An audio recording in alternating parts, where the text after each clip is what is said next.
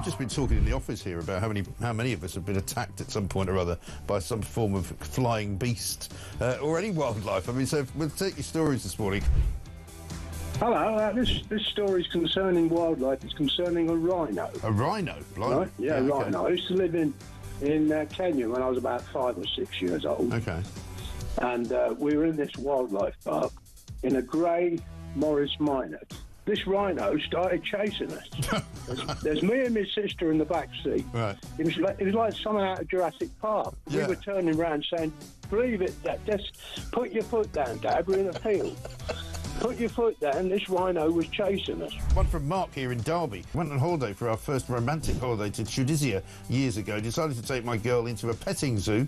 I got a bag of food to feed the animals. A giant goat then went for me, putting its front legs over my shoulders and proceeding to headbutt me over a fence into one of the pens, covering me in the food and making my nose bleed. I got out of the pen, then the goat and all his mates attacked me again, sending me running and screaming like a girl out of the zoo, with my girlfriend rolling with laughter on the floor. A tarantula climbed up the bottom of the bed on the sheet. Yeah. And it walked all the way up.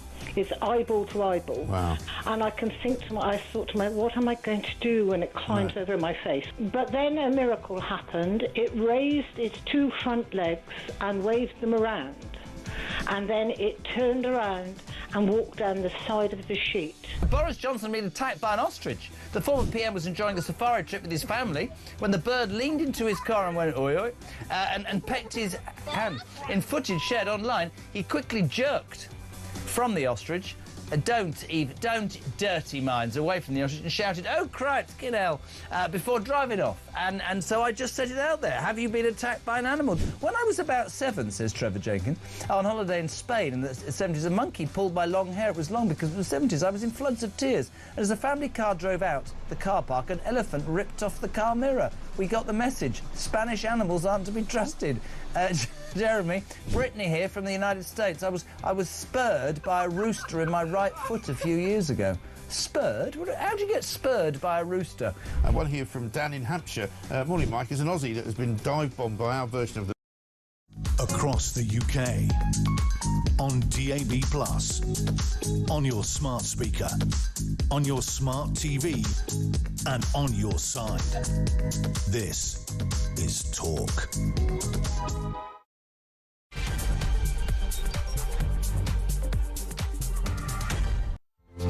And good afternoon. I knew I was going to... Don't do the afternoon thing. That's the second time of filling in for someone else. I've jumped on the same flipping bear trap. Good morning. Welcome to the home of common sense. It was like straight out the traps, that one, wasn't it? It wasn't even like 10 minutes later. That would have been acceptable in terms of credibility. Good morning. Welcome to the home of common sense. Peter Cardwell is putting his feet up as we speak and enjoying some well-deserved, I think, time off. You know, the guy's put in a heck of a shift lately. I think he did 5 shows in a row last week, which is really some kind of record. But Peter is back next Friday, of course, right here on Talk. There's lots to talk about. It might be a Sunday morning, but the headlines keep on coming. Certainly for Keir Starmer and even Angela Rayner. Do you remember her? Yeah. Headlines are still out there. The matter of who will be deputy leader of the Labour Party is the latest pain in Keir Starmer's left-wing buttock right now. Remember, he doesn't get a say in who this happens to be. He can have a preferred candidate, but of course it falls to Labour members to decide who becomes deputy leader. His preferred option, apparently, is the current newly appointed Home Secretary, Shabana Mahmood. She's seen as being a bit more to the right of the party, and that would suit Starmer. But there are others circling, of course, the more left-wing candidates that might play well to the socialist gallery. Good for one part of the party, but could prove a bit of a pain for Starmer. Left-wing MPs are expected to rally around a candidate that is likely to talk up areas like getting tougher on Israel. Rosanna Ali-Khan, who's repeatedly challenged the government, of course, been very, very vocal on Gaza and what is happening there from the Labour benches. is said to be keen to stand again. She came close, I think a close second to Angela Rayner last time around. Emily Thornberry, her name is also apparently being thrown around. She was snubbed by a cabinet position despite being in the shadow cabinet for about 8 years. Nonetheless, some are suggesting she could put her name into the pot. And former Transport Secretary, who lasted about 5 minutes before they revealed that she had some kind of previous, Louise Hay, also seen as a contender. This would mean, on one hand, Starmer is trying to placate the kind of anti-Israel element within his party, which is quite a lot of his party, by the way, and on the other, he's got to show that he speaks the language of the common man when it comes to issues such as immigration, an area where the left-wing Labour lobbyists see Channel boat crossings as some kind of biblical arrival of the starving and vulnerable. So he's playing with all of that. Either way, whatever way you slice it, he absolutely had no idea a week ago this was coming around the corner. To try and deflect a little bit from Rayner, of course, he put in a seismic reshuffle. I mean, as far as reshuffles go, they don't really get any bigger. The big top jobs in government, Foreign Secretary and Home Secretary, have all shifted around after Angela Rayner had to walk the plank, of course, on Friday. She's just spent her first weekend home alone, which home is anyone's guess. Cracking exclusive, of course, in The Sun on Sunday, Angela Rayner's family lawyers increased the value of her constituency home by 150,000 quid after they claimed an error was made. There's a lot of errors in the Angela Rayner story.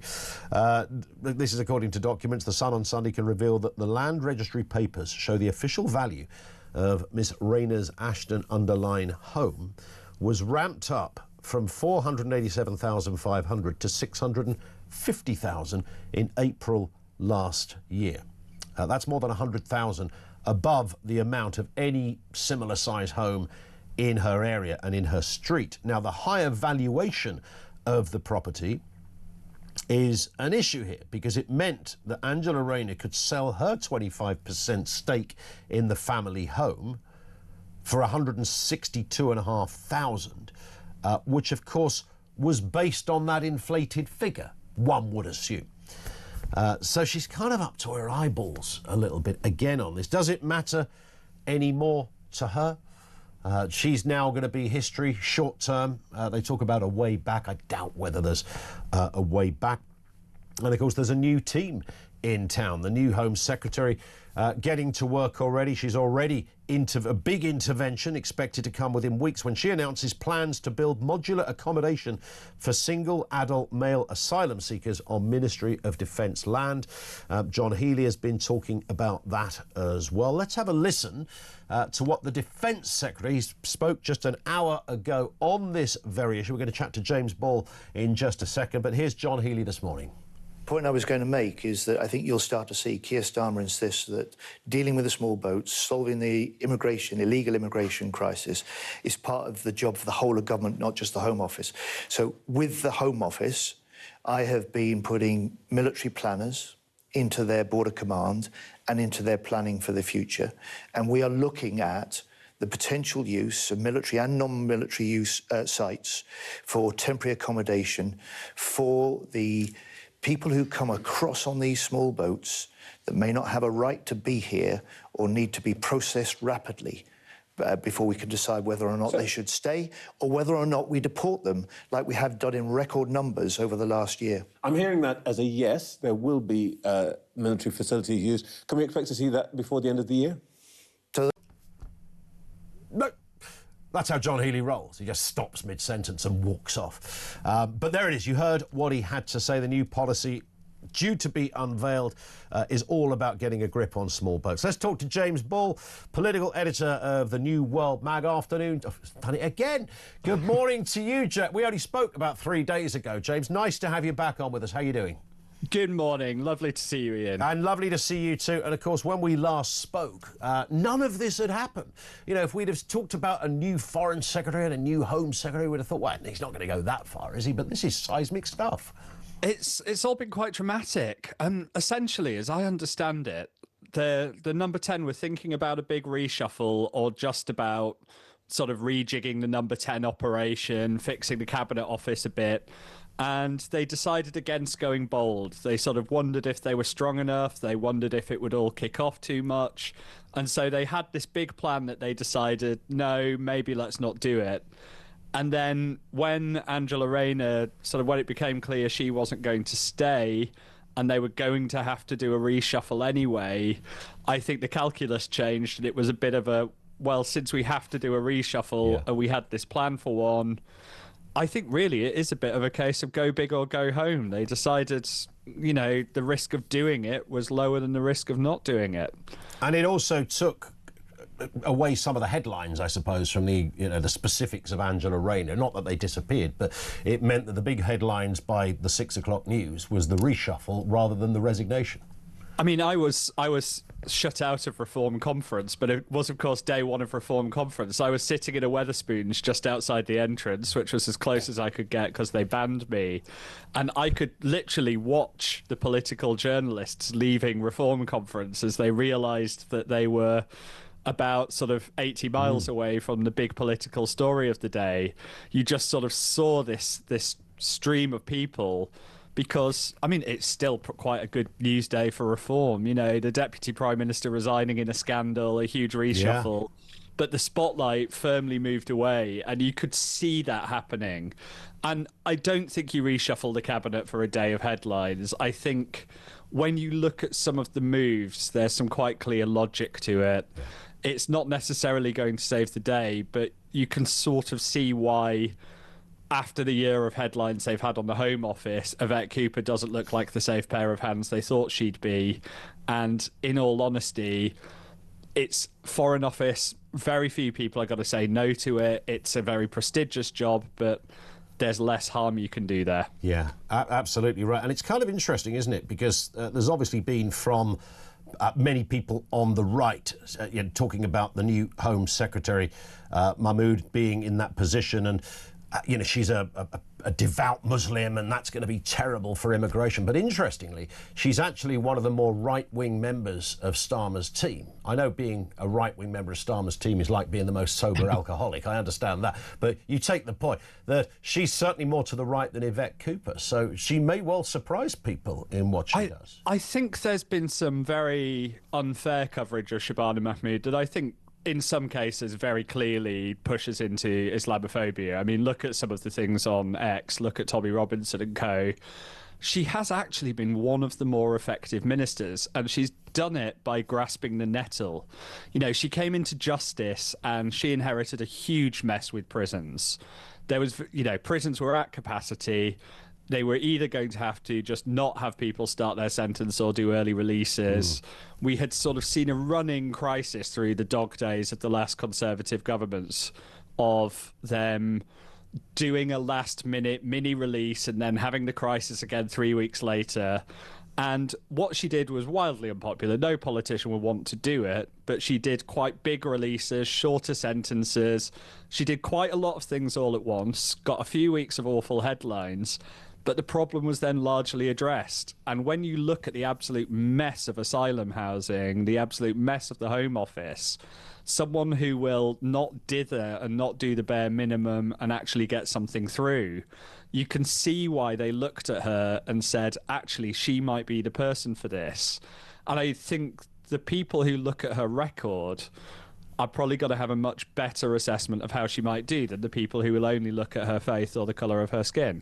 And I think, you know, that really doesn't reflect well on the people who do it.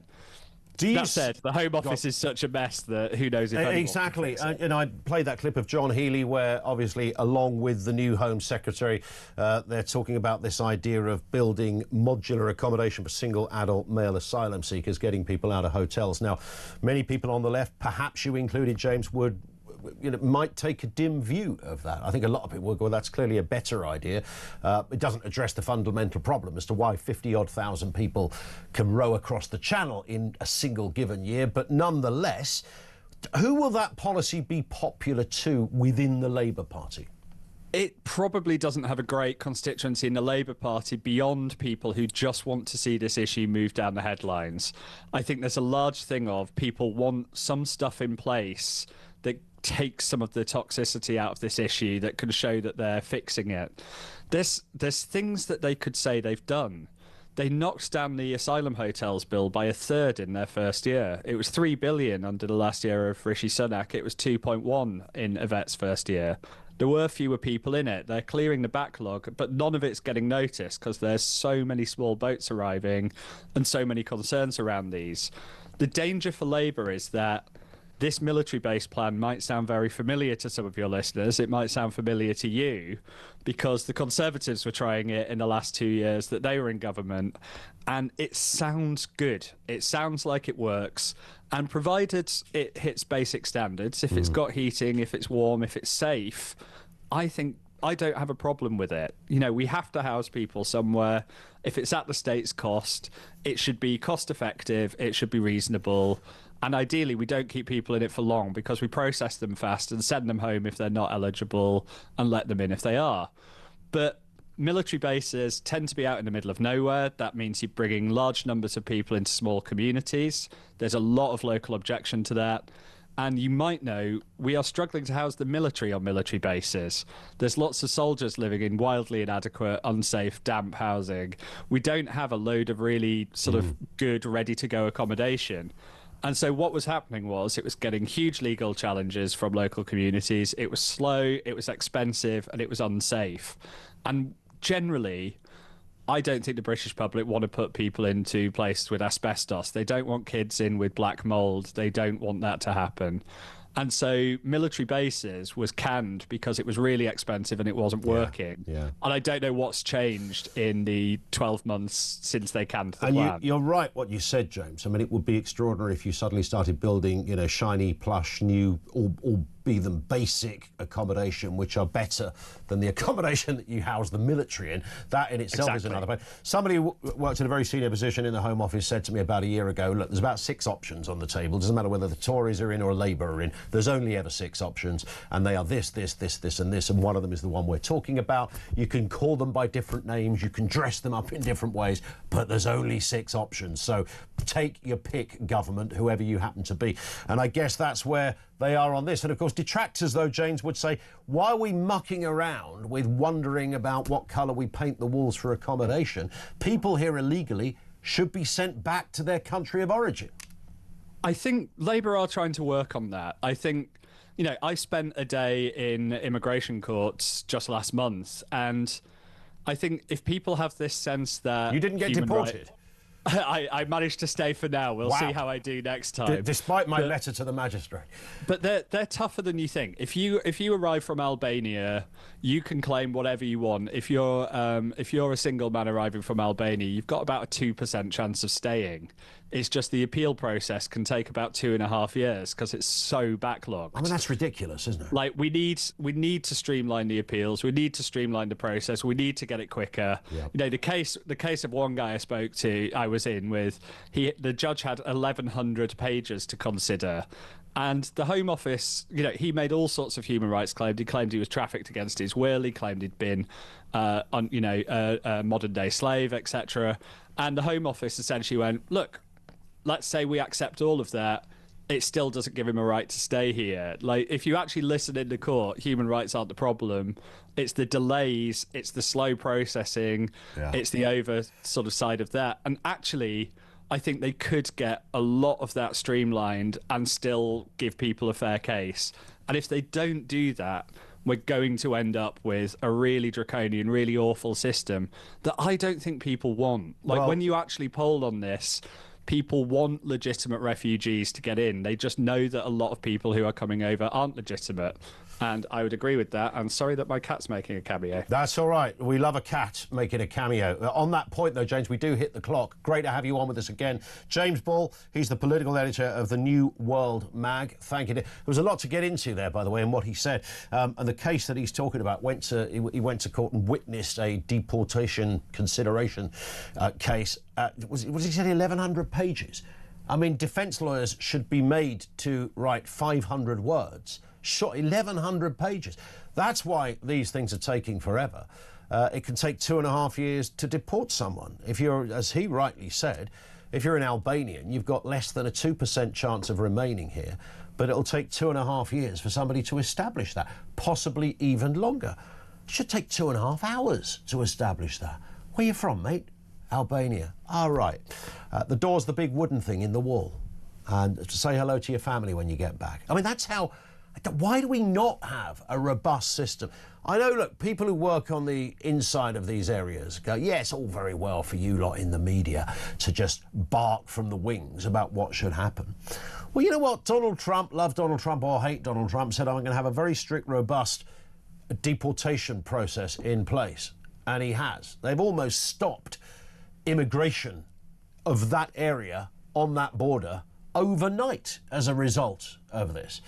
Australia, famously, of course, Australia don't really have an immigration problem now because it just stopped the minute they put in a fair but absolutely robust system. And you know, in Australia, I don't know how many people are aware of this, even if you are given the right to stay, you still don't go to Australia. You are sent somewhere else, not Australia. So the pull factor has been entirely removed from the United States years ago now, in Australia, where it's pretty much stopped the problem. Over here, we're monkeying around with God knows how much bureaucracy and lawyers and 1,100 letters and 2.5 years for a case to be heard. 0344 499 1000. I want your response on that. We're also asking the question, this is the first weekend, of course, of Keir Starmer's new shiny cabinet. Will his reshuffle save the government? Will Starmer's reshuffle, and it was seismic, he's still shuffling away, by the way, with some of those more junior positions, the Home Office ministers that work under the Secretary of State, they've all been kicked out as well, so there's a whole new batch of faces going in there. Not that these are the most sort of household names in the world of politics. But will it make a blind bit of difference? Can his reshuffle save his party? 0344 499 1000. This is Talk.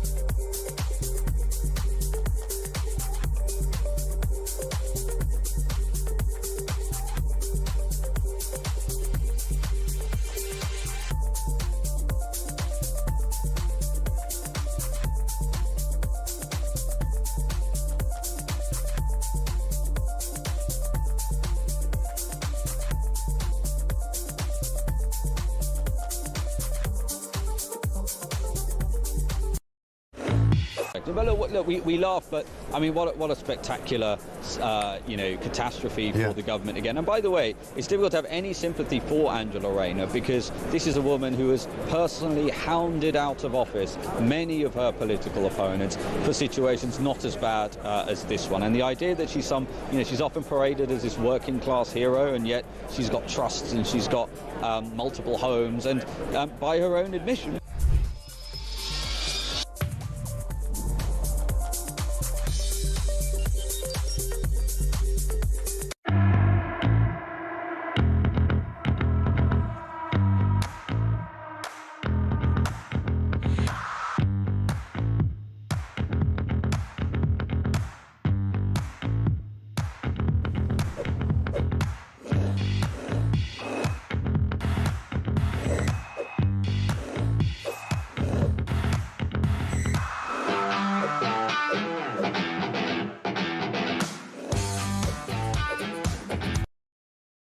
across the UK.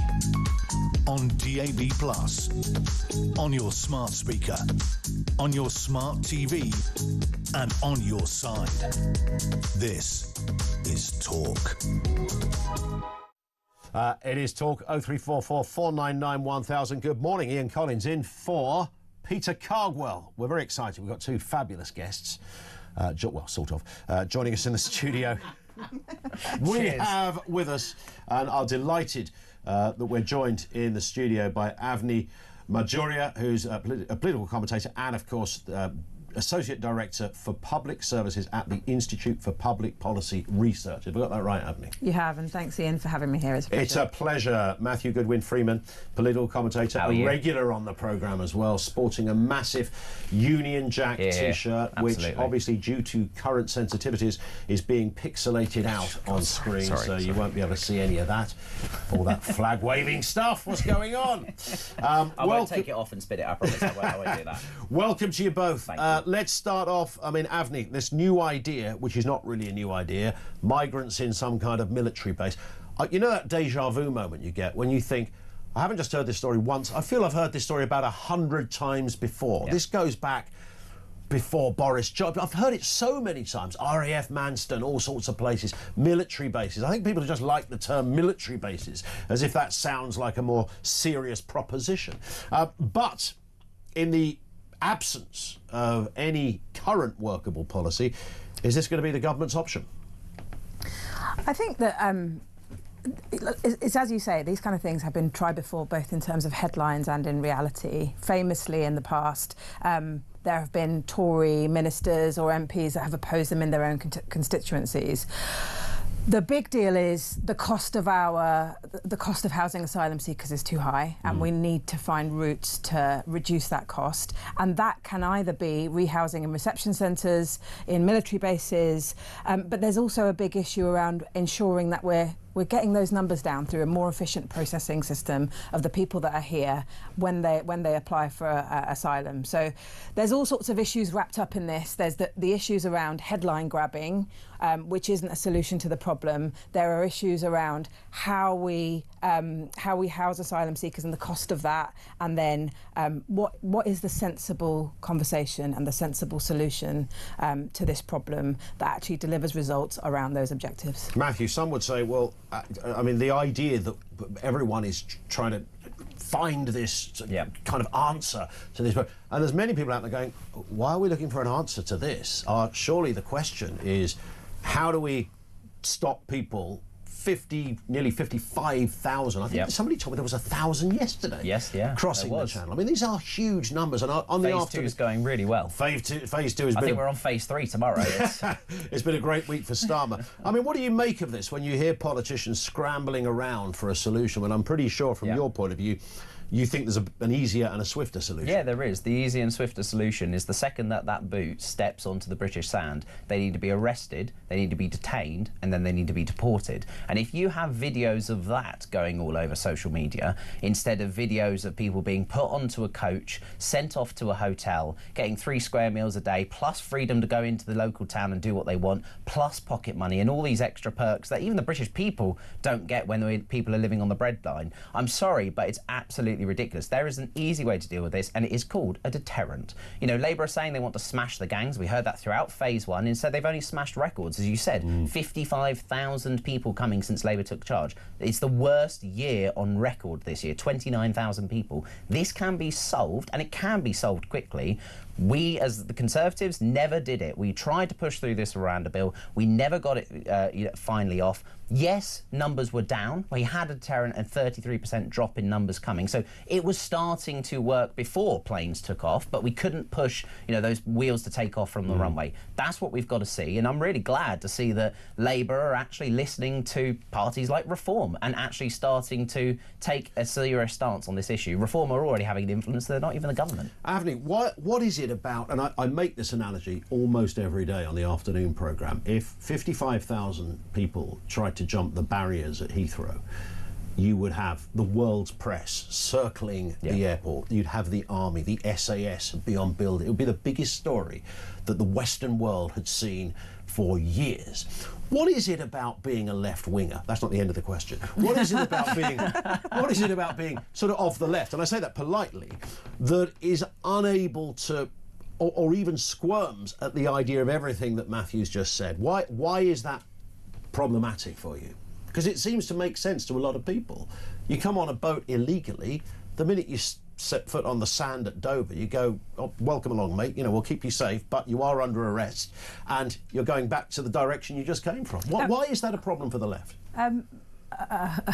That's a big question for me as one person to answer, Ian, but what I will say is that you've seen Farage make those kind of assertions over the last couple of days, and to good reception amongst his supporters and viewers.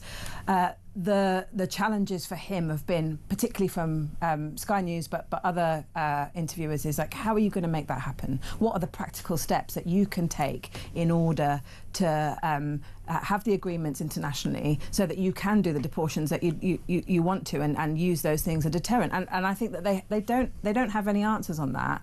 And the problem is that we're not able, as a country at the moment, to have a sensible conversation around what our objectives are in terms of immigration. We're not able to talk about where immigration benefits our country and where it doesn't, and therefore to design sensible policy that speaks to the legitimate concerns of the British people. The problem is that it's September the 7th. Labour have had 14 months in power, and they had 14 years to come up with these policies and haven't come up with them. And the Conservatives have had many years before that. And the thing that demonstrates, with respect to it, is that this is an extremely difficult problem to crack. And it takes more than wild assertions. It takes commitment and understanding around implementation. It takes diplomacy with other countries, and all of that is something that you know, Starmer's starting to move his pieces into play. Maybe a bit later. It's 14 months in. We can't wait much longer. They talked about how they had 14 years in opposition to come up with, you know, they should have come up with a policy. They said they were oven ready. Well, no, that was Boris's words. God help us. They said they were ready for taking over government, you know, and the fact is 14 months later, we're seeing the numbers go in the wrong direction. We're seeing the one out 50 and we're deal. decades later through a Conservative government. I think pointing at people's records in terms of political parties just isn't helpful. Your viewers want something more sensible. They want an understanding of what their concerns are, living in the cities that they're in, living in the communities that they're in, and that's the conversation that I'd like to have. All right, we'll come back to all of that and more in a couple of moments. Avani and Matthew with us in the studio. Thoughts from you as well, 0344 499 1000. 10:30, this is Talk.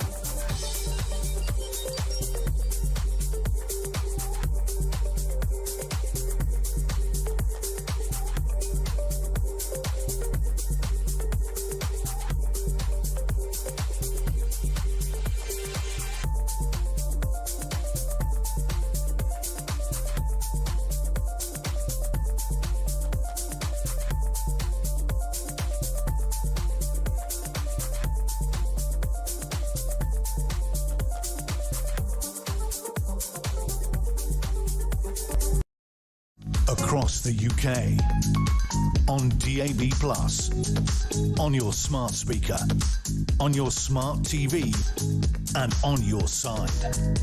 This is Talk. It's from S, who says, morning Ian, Poland used the army. Anybody breaking through the fence will be shot. Hanging around over there, apparently. The country has to defend its people first. Thank you, S, for that. Let's talk to Andrew in Hertfordshire. What have you got for us, Andrew? Has Starmer managed to save his own government with a reshuffle? Morning. Good morning. If you've got to just look at it rationally and pragmatically, first and foremost, he's the weakest he's ever been because they're the biggest government in power forever. The left wing, he can't deal with women in government. All the women that have been anywhere near him have had to go. And the left wing now, what you'll do is you'll see them put someone forward from the party membership. And remember, democracy is a great thing until it's actually in practice. And the actual Gaza scenario will be pushed full front and centre. And that's what happened. He's never been weaker. So you think the membership is going to vote in very much a sort of pro-Gaza, if that's the right terminology, but you take the point, candidate person for that role? Yeah, 100%. Remember, democracy, it's the worst system we got, but it's the only one, and there's no better one. The migrants will just bring him down because of the illegal migration. Until we take the boats and land them in Northern Ireland and put them on the border, there's no way forward. The bloke is absolutely hamstrung, and he's not going to do much. He will just resign and get out. Yeah, well, you've said it before. Andrew, thank you very much indeed for that. I mean, Avni, that is a point, isn't it? Because obviously the role of deputy leader is not the role of deputy prime minister. So he's got his deputy prime minister in David Lammy, but deputy leader, he don't have a say in that. And your viewers will definitely have views on Angela Rayner as a personality and a character. What I would say about her is that there is something about her coming from ordinary folk and having ordinary talk that was helpful to Keir Starmer. It's not a way that he can naturally relate to the electorate, and that's going to be a loss for him in talking to ordinary people.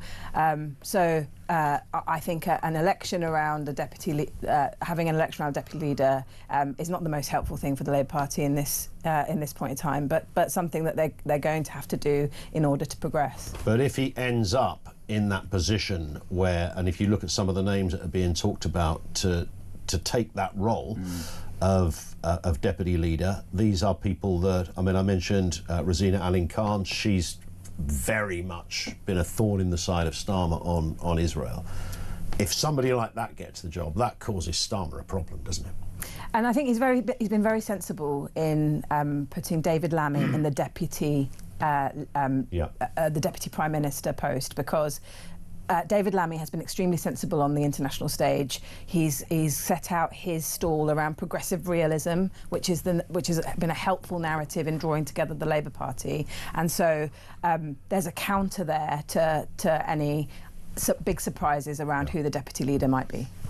Matthew? I think it's going to be really interesting watching this Labour deputy leadership contest, because remember, Keir Starmer was elected on effectively a hard left platform. He promised that he would nationalise everything. He promised that he would effectively continue Jeremy Corbyn's legacy. And all we've ever seen as he got closer and closer to government was a move away from the left to the centre ground, and then one government. And so I actually do think we're going to have this really interesting dichotomy where you've got this centre-left leader in Keir Starmer, but we're going to get a real left-wing alternative as the deputy leader, and I can't see that working.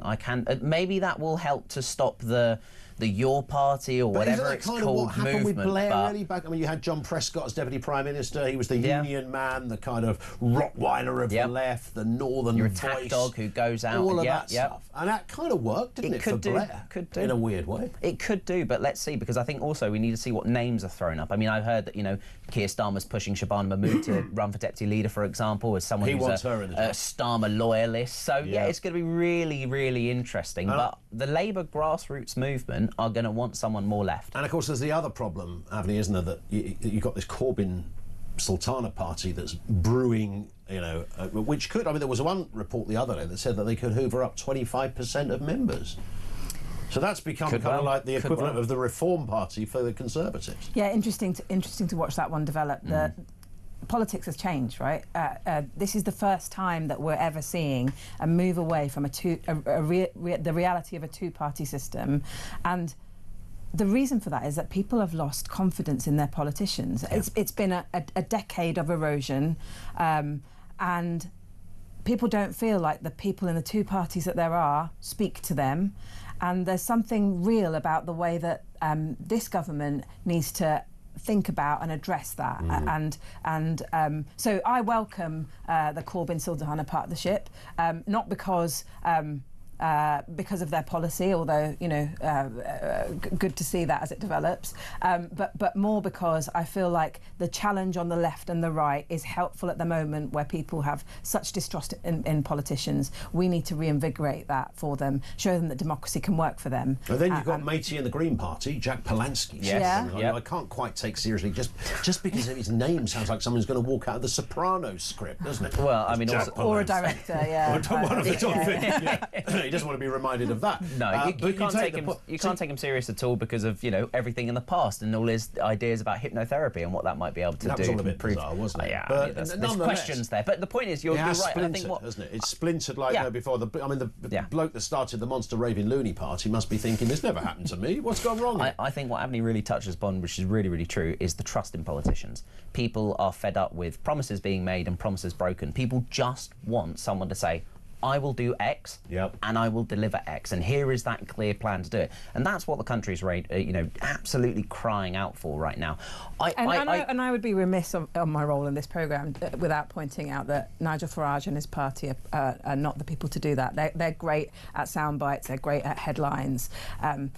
He is a relatable guy, but they don't have the implementation plan behind what they're talking about. You've seen that as the Reform Conference has gone on, which is great headlines and then follow-up interviews that show that they don't have a plan, they don't know how to implement, and they've also shown that as they've entered local councils lately. And so, well, the Your Party doesn't even have a name at the moment. So, you know, at least Reform are going to come up with plans. They have come up with plans. They come up with their deportation bill. I'm not here to defend Reform, but the point is, Reform have come up with the plans. They've come up with a plan around deportation where Nigel Farage claimed that within 2 weeks of him entering government that they would start deportations, and within 24 hours, he himself had to roll back on that. Look, I am not here to disagree or agree with Reform. What I will say to you is that relating to the public is a particular skill that politicians have lost. They need to have that hand in hand with delivery for people and understanding and listening to real people's concerns, which is something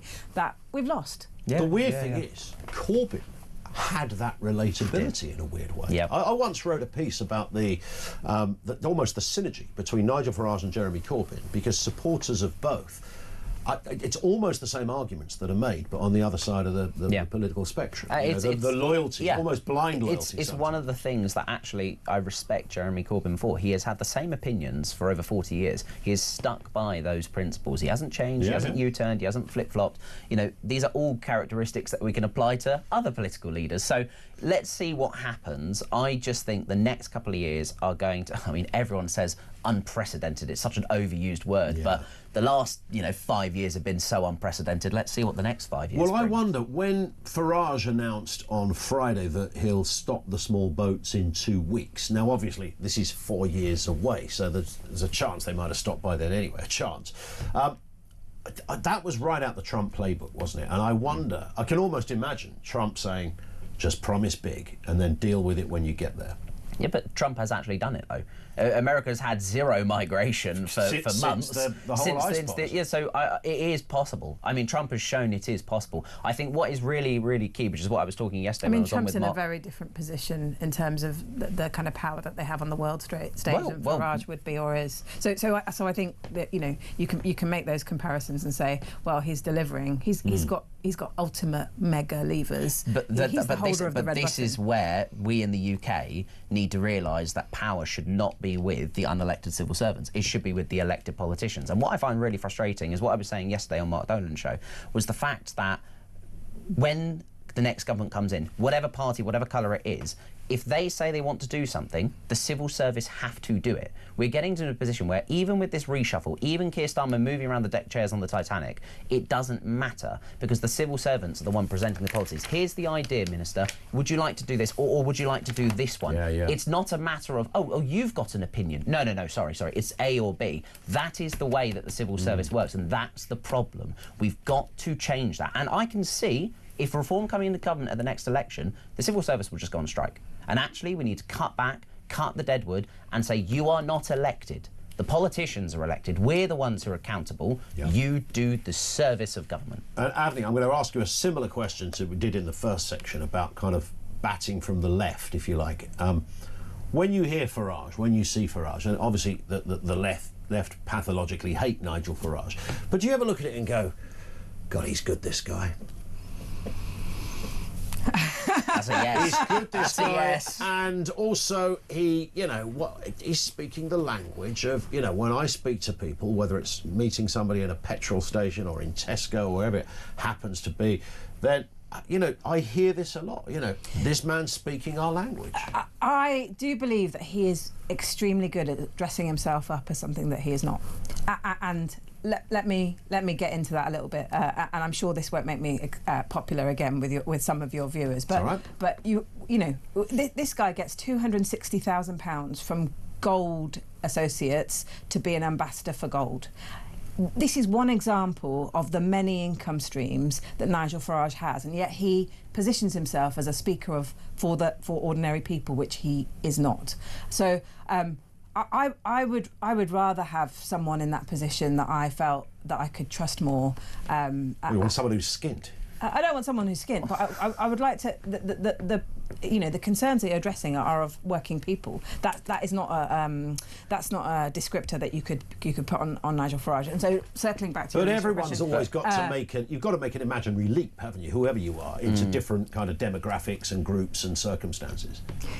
Yeah, absolutely. But the kind of dichotomy between who he is and who he claims to be is so big. Matthew, brief word. Yeah, Nigel Farage is a brilliant communicator. I think we're all in agreement on that. But I just take you up on umbrage about his £206,000 from gold companies. Keir Starmer gets his suits bought for him by Lord Ali. I'm sorry, but don't lecture anybody about where they get their money from or donations or things like that. I didn't even know about the gold deal. But the fact is, to be fair, and I'm not here to defend any of these politicians, but Keir doesn't position himself as a man of the people. Oh, sorry, he can't even define what working people are, so of course he can't position himself as a man of the people. The one thing that Nigel Farage has over any other politician is he literally, you could be in a pub with him. He talks like anybody else. He is a fantastic communicator. We can dig into as much we want about his finances and where he gets his money from, but it is very hypocritical to say that he's getting £260,000 from a gold company when you've got Labour politicians in government getting suits and freebies bought for them by Lord Ali. OK, on that point, Chris, our producer, Chris, can you just Google how to become an ambassador for the gold company for me? Because and put me on that list. Yeah, should we do it between us and we'll just split that 3 ways? Because I think that'd be... Bye-bye, IPPR. Exactly, yeah. It was nice working here. Listen, we'll have more from our guests in a few moments' time. Over to you as well, 0344 499 1000.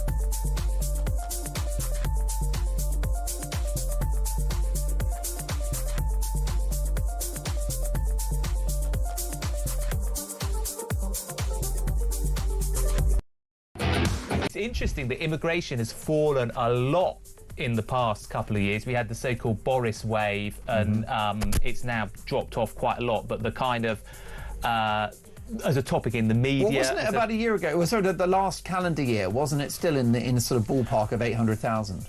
I think my understanding is it's about halved from the levels that it previously was. I think it's certainly fair to say that, you know, depending on, you know, people have different views on what the right level is.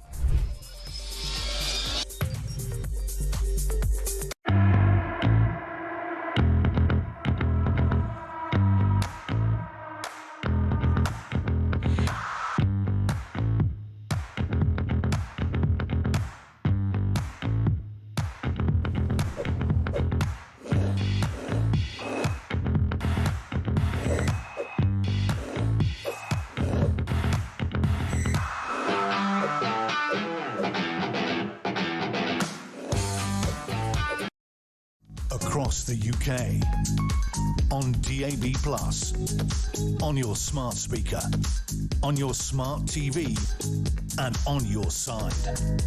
This is Talk. With us in the studio, Avni Mojuria is here, Associate Director of Public Services for the IPPR. Also, Matthew Goodwin-Freeman, political commentator, which is a very generic term, isn't it? I mean, it's not for tax reasons. I just want to be clear. Avni has this impressive title. She's got a big name badge. No, I have so many different titles. They can only fit one onto the is that what it queue is? thing. Yeah. Well, there's many others. Don't worry. I'm sure there are. You can always come up with something. We've got a lot to talk about still. We've only got about 5, 6, 7 minutes left. Keir Starmer got slated at Villa Park yesterday. There was a big football match. For those who don't know, it was England, Andorra. And it was Andorra the Explorer. Andorra the Explorer. Well, it might as well have been Andorra the Explorer playing for England, frankly. They were searching for the goal but couldn't find one. Yeah, well, when the goal came, it was their goal. It was an own goal. So, I mean, it was absolute pitiful. But the most interesting thing that came out of that match was the chants from the crowd singing Keir Starmer's Yeah, don't finish that, please. I can say anchor on air. But all right. Rhymes with anchor, starts with the letter after. Yeah. That one. X, Y, Z, W. I mean, is that common? I mean, there were some other words that I can't even get near to even sort of cheekily rhyming. Yeah. I suppose it's all part and parcel of being a politician, is it? Yeah. That you get called one of those at a football match by 60,000 England supporters? Is it worth it? I don't know. Look, in all reality, that's not the way that everybody would want to express themselves. However, you do have to take people seriously. Like, you have to take the sentiment, if not the actual words and the communication seriously. That is my perspective on it. What is going wrong between the current way that politicians across the board, like it's worse for the Conservatives, are communicating with people, and the way that people perceive them. So look, there is a jokey story in this. I love the rhyming, but there's also a serious point around how people feel, and what politicians need to do about them. I mean, he's the fact that his name Keir ended up rhyming with two-tier, free gear, never here. Never here. Did you know he's the son of a toolmaker? Did you know that? Breaking news. Avni, did you know that? Did you know? Thank you. Might have heard it. I think it touches into how people are feeling. You know, and frankly, as a politician, you expect something like this. You know, I got ripped apart on Twitter last week for wearing a very small Union Jack shirt, so I went and bought a massive Union Jack shirt as a kickback. You know, I think it's the frustration is. This is how people are feeling. What I'm looking for is some lefty on Twitter to say that everyone in the crowd is now far right for wearing all those St George's flags, because clearly you can't have anything to do with flags nowadays. But no, look, well done to the England team also. Let's just say congrats. It's not a flag story, to be fair. It's a trust in politician story, and you know, they were having a bit of fun, but they're expressing something that is a little bit deeper. There's some work to do in the way that politicians across the board communicate, including the Conservative Party, and in my view. Reform. We've talked about this before in the show. This is what is causing a splintering, you know, there's a question for all parties around where they go next on that. Here's a little kind of factoidy thing, because Margaret Thatcher, of course, her name rhymed with snatcher, so she was Thatcher the milk snatcher, because she took the milk away from the kids. or that's how it was sold. Do you know Worked well. Do you know who Ted Short is? No, Short. Ted Short was the Labour Education Secretary before Margaret Thatcher became the Tory Education Secretary. Do you know what Ted Short did? Ted Short End up in court. Took milk away from the school kids. But his name didn't rhyme with anything, and he was a bloke. So he never got any stick for that. Thatcher comes in, and you're the only person in the cabinet that voted not to take the milk away from the kids. Because the name rhymes. Was Margaret Thatcher. Wow. Right. But collective responsibility, she had to run with it. Yeah. Yeah. Well, And she got a few I mean, caveats. She wanted to keep milk for the poorest kids. She got that caveat in there and something else as well. it's a big apology from me to Margaret Thatcher. I know, because that's all you said when we met this morning for the first time. Abby just looked at me and went, "She snatched the milk." God. All right, it's decades ago. Neither of us were born. Get over it. Just a final word. We should finish, I think, on Angela Rayner, really, because I mean, maybe it doesn't matter now, but they sort of discovered that her constituency home, the one that was at the centre of everything, was valued by an extra...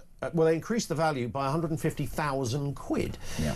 Nobody can quite work out how this quote, error was made, but when she went to kind of sell some of her share, the value of that share was based on this slightly overinflated price. Now, Slightly. It could be, Matthew, it could be a very unfortunate, very sad coincidence that in a week of all manner of allegations of malfeasance and stamp duty dodging, that this was just another unfortunate error. You sound like Angela Rayner's spokesperson there, Yeah, or maybe I you know. provide. I'm just Were you one of the wondering, team who this provided was her just- multiple pieces of advice to get more advice? Yeah, my you know, advice on this kind of stuff will be horrendous. I mean, increasing the value by 150,000. I would think if it's Angela Rayner's ex-home, you'd want a discount on it. You know, surely.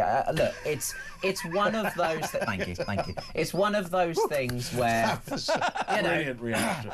I think, look, the frustration is, it's just the timeline that doesn't add up with this. It's all the stuff about the trust. It's all the stuff about the deeds, when the name was in it, out of it, the day before the court case got lifted. All these sorts of things. It just doesn't smell right. And that's why she's fallen on her sword, because when the Conservatives were in government, she was the Labour attack dog, out there every time, shouting for corruption, shouting, saying that you need to resign.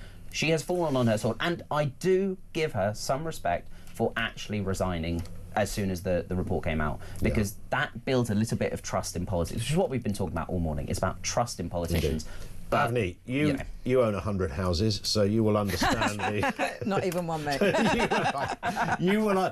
I mean, where did your affiliations go with this? Because what was interesting, that even the sort of left-wing press, like the Mirror and people like that, were saying, she's got to go. There were broadcasters who were always back from the left saying, she can't survive this. So first of all, like, there's obviously, you know, she has not upheld the standards of the ministerial code, and so it is the right thing that she has resigned. It is the right thing that Keir Starmer has put in place that process. He's understood that trust in politics has been low, and therefore there is a process in place to quickly evaluate the kind of conduct of anybody in that role. So I agree that she should have gone. In terms of like the story in The Sun this morning, it doesn't seem to me like a million miles apart from the kind of standard kind of machinations that go around, like people handling their finances. But putting the whole thing together, she didn't meet the exemplary standard of the ministerial code. Having said all that, it's a big loss for the Labour Party, because she's a straight talker, she's a good communicator. She'll be back. And she's going to spend a year. She'll spend a year in the back benches, and then she'll come back. I think and we'll be her main supporters, right? Yeah. I need to seek legal advice before that. I see you two walking in a conference just behind her, you know, holding those big binders of sort of advisors. Wearing red. I'll be holding all of the house keys, Sean. You can wear your T-shirt as well. We could wear all the keys for which house she's staying in tonight. Yeah, which one are we in this weekend, Matthew? I hear there's a flat in Hove for sale soon, because she can't afford it anymore. Who knows? Let's see. We'll wait and see. Matthew, thank you. Avni, thank you. News coming up now at 11, right here on Talk.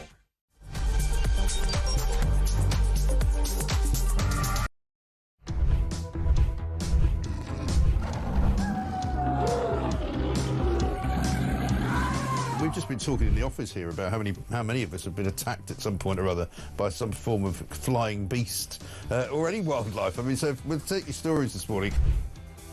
Hello, this story is concerning wildlife. It's concerning a rhino. A rhino? Right? Yeah, okay. rhino. I used to live in Kenya when I was about 5 or 6 years old. Okay. And we were in this wildlife park in a grey Morris Minor. This rhino started chasing us. There's me and my sister in the back seat. Right. It was like something out of Jurassic Park. Yeah. We were turning around saying, "Breathe it, Dad. Just put your foot down, Dad. We're in a field. Put your foot down." This rhino was chasing us. One from Mark here in Derby. Went on holiday for our first romantic holiday to Tunisia years ago. Decided to take my girl into a petting zoo. I got a bag of food to feed the animals. A giant goat then went for me, putting its front legs over my shoulders and proceeding to headbutt me over a fence into one of the pens, covering me in the food and making my nose bleed.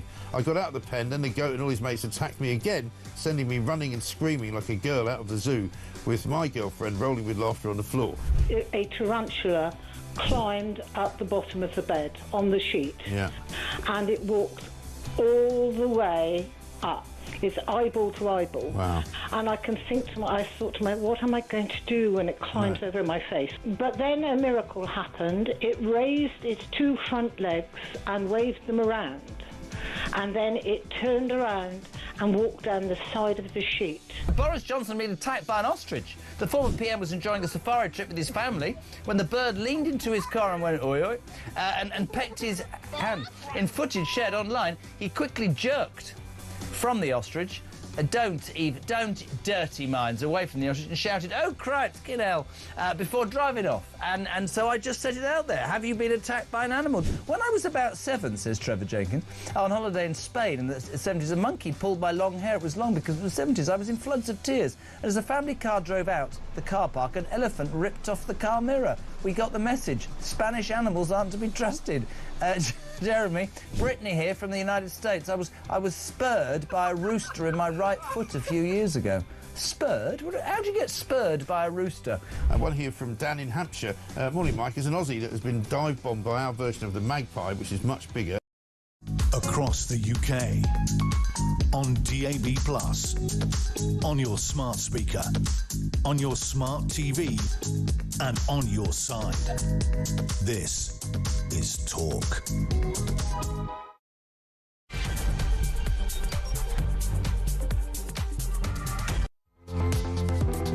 Welcome back. Yes, good morning. Ian Collins in for Peter Cardwell. I'm just trying to get my ducks in a row here. Peter's back on Friday on his usual show on Drive right here on Talk. Loads to get through. Taking your calls, that big question. Will Starmer's cabinet reshuffle save his government? What are you making of this? I mean, this was, in anybody's book, it was pretty seismic stuff. Absolutely no one saw this coming. When you reshuffle the two of the biggest offices of state, the Home Office and the Foreign Office, that's big. That's big news. So a shuffle around at the top. It momentarily took the heat off the Rayner resignation story.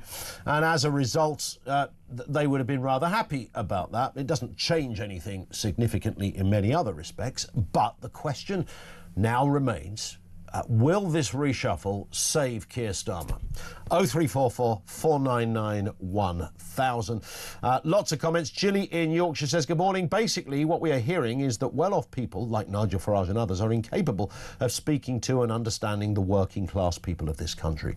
This is rubbish. It is. And if you look back at leaders of our parties over the years, and you could look at a lot of Labour leaders, anyone think Winston Churchill was some kind of broke kid from the sticks? Of course not. And many others, left and right, over the years, haven't come from those kind of backgrounds. Politics is, of course, all about having to take leaps into all sorts of territories that might not be your own kind of backstory. There's no way you could ever appease every strand of society. This one in from Addison in South Wales. Morning, Ian. Your guest has just said that Starmer isn't putting himself forward as a man of the people. How true? Reference accommodation for asylum seekers. Sue says if the accommodation is good enough for our military personnel, it's good enough for migrants. They do not need single modules. They should use dormitories and confined to barracks. A lot of people replicating that very view.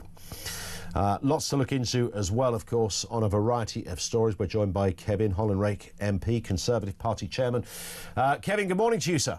Morning. Look, listen, weekends are always quite busy on the political scene, oddly, in terms of news. But what a week it's been. What an incredible week. And if you're an opposition party, you are, of course, the official opposition. I know that Reform are hoovering up a lot of headlines of late, but there's multi areas for the Conservatives to make capital on here, surely.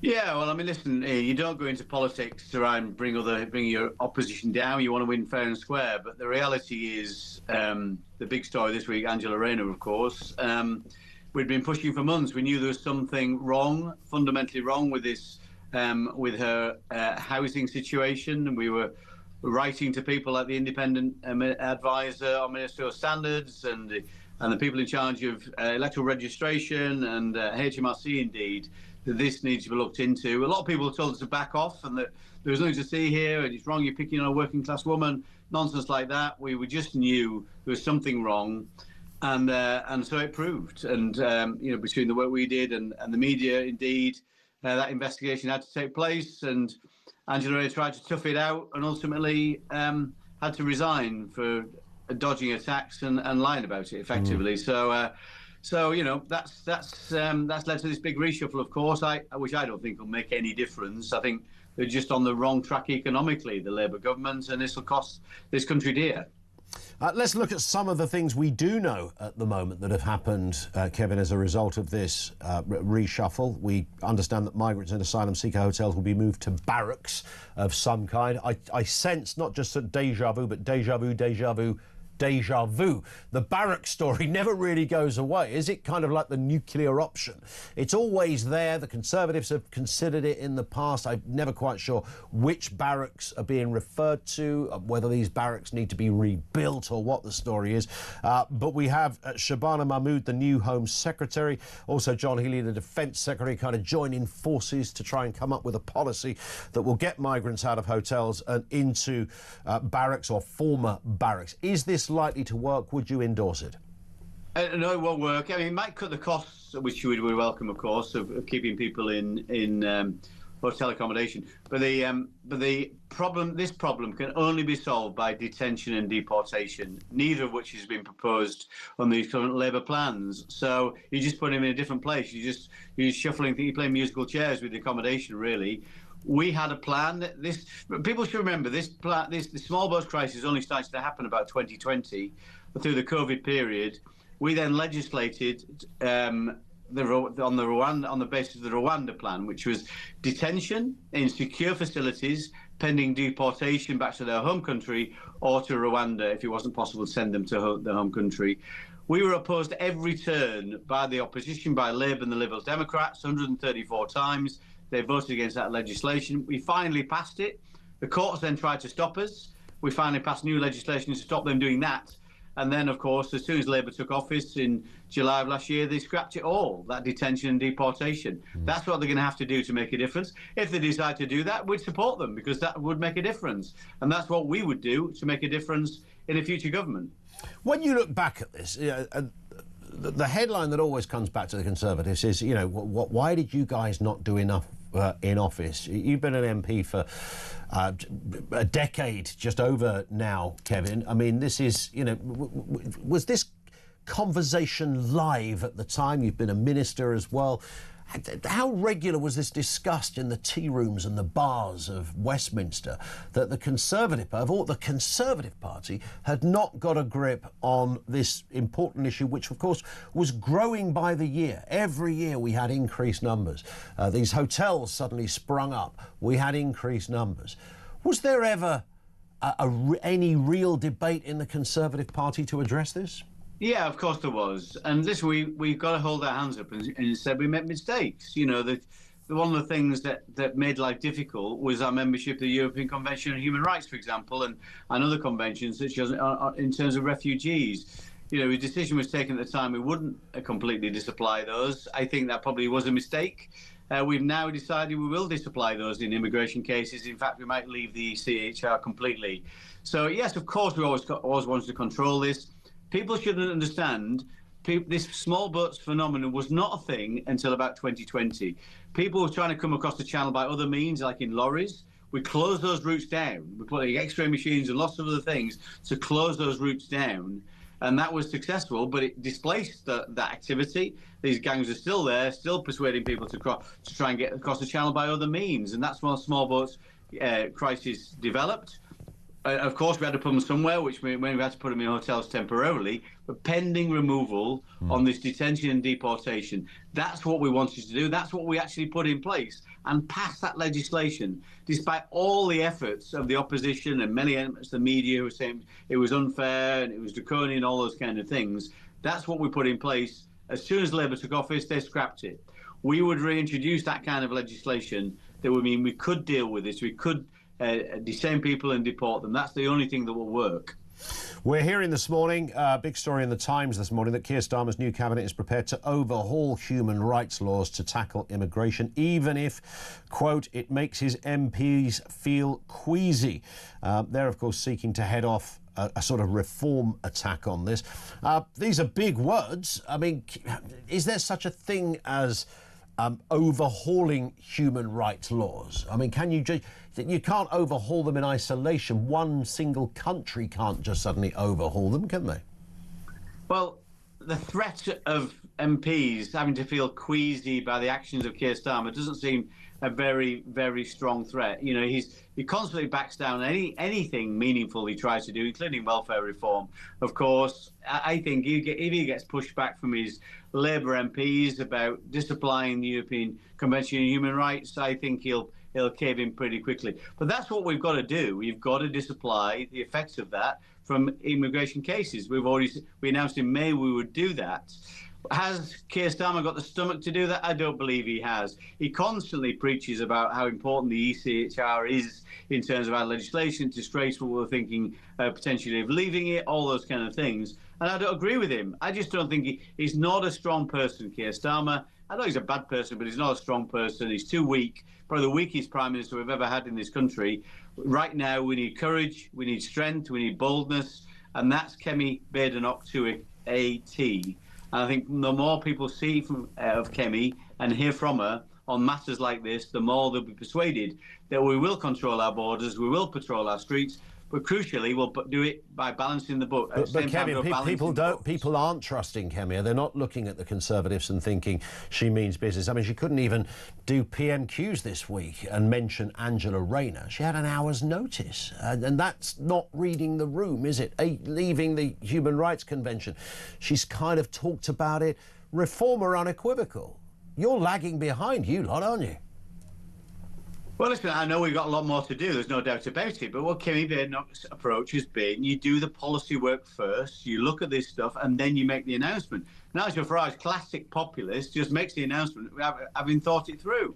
So you look what he announced only a few weeks ago. He was saying the Navy's going to patrol the channel, he's going to tow the boats back to France.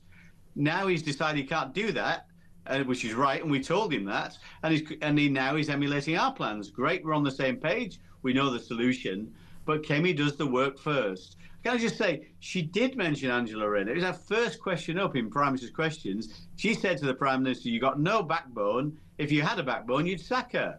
Pretty clear what she thought about Angela Rayner. And all the work we've done over the last few months has been fully supported by Kemi Badenoch in bringing this matter to the public's attention, which led to Angela Rayner's resignation. Will it be Conservative policy to leave the ECHR? We know this has been floated, this idea. You've got your ear to the ground. You're the party chairman, Kevin. What's the deal? Are you prepared to take that policy public?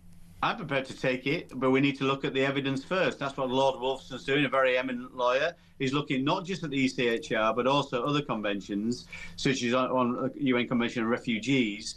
We need to look at this in the rounds to make sure every policy is deliverable and what the implications are for other policy areas, such as the Good Friday Agreement. We want to make sure we get this right. But I have no problem whatsoever in leaving the European Convention on Human Rights, and neither has Kemi. She said she's minded to leave, and that will, I'm sure that's a very likely position. But let's wait and see. Is that going to be an announcement at the... Tell us about your... I mean, we've just had the Reform Conference, of course, Kevin. You would have watched that. It was very glitzy, very American. There was all sorts of flares and things going off. David Baldwin has got a firework up his trouser leg at one point, maybe not for the first time. But nonetheless, it was all of that going on. I'm sure yours will be a more sober affair. But are these kind of announcements likely to happen at Tory party conference this year? I think there's a great likelihood of that. Of course, that was intended to coincide with the party conference. So I think that's a great likelihood. We'll say more on that then, and many other things as well. So please come to the conference, 5th of October to the 8th of October. We're looking forward to it very much in Manchester there. But the reality is, of course, I've seen clips of the Reform conference, and so, as you say, lots of razzmatazz, lots of interesting conspiracy theories about the vaccines causing cancer. Interesting that on a main stage performer. But one thing that Reform didn't explain is how it's going to balance the books. Its spending promises are off the charts. £140 billion a year extra of tax cuts and spending promises. And that's on top of recurrent deficits, 130 billion a year. So you're talking about 300 billion a year, almost, of extra debt. I don't think any proper Conservative thinks that's a good idea. So Nigel Farage and Reform have got to explain how they're going to balance the books. So at the moment, they're just telling people what they want to hear. And I can tell people those plans are undeliverable and unaffordable.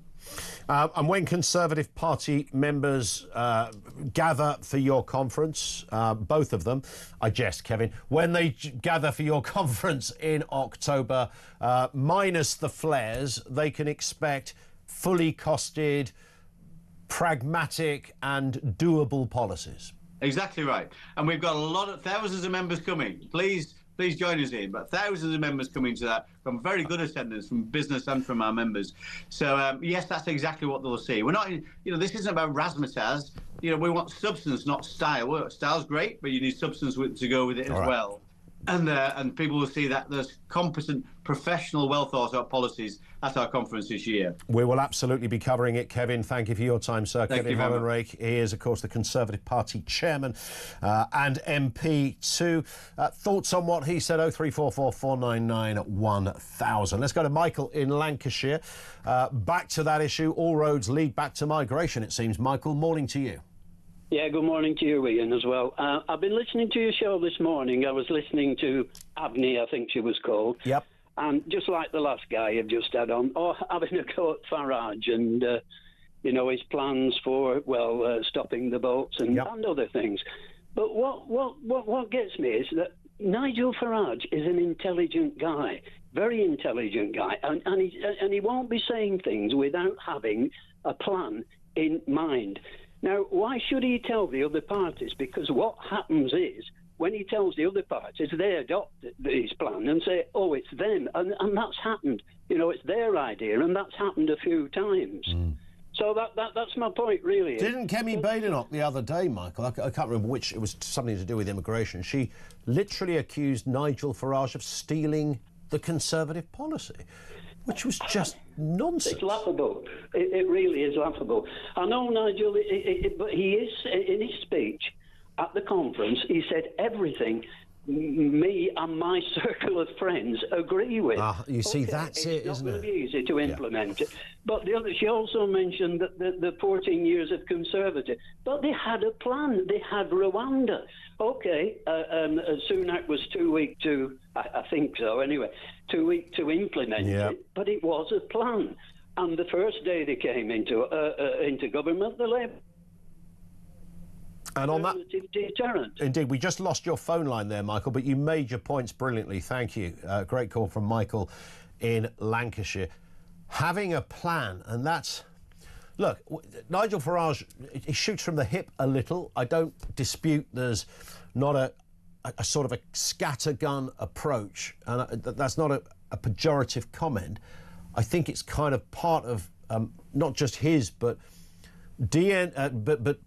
Reform Party members and what they're looking for in terms of what I think a lot of us are crying out for in politicians. And we had great evidence of this in the week when Yvette Cooper gave one of the worst speeches I think I've ever heard a senior politician give. It was her kind of update on asylum, and she stood at the dispatch box and essentially just read from a very clinically, neatly, tidy, clipped press release written by some advisors. There was zero passion.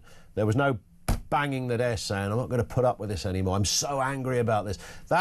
We want a little bit more of that from our politicians, and the main parties haven't been good at that. And you look at reform, and even if they're not your kind of flavour of politics, you look at the likes of Lee Anderson and Richard Tice. Richard, I think, is exemplary in this respect. And, of course, Nigel Farage does it like almost no other politician. The ability to engage, it's a sort of an X factor. You can't even learn that stuff.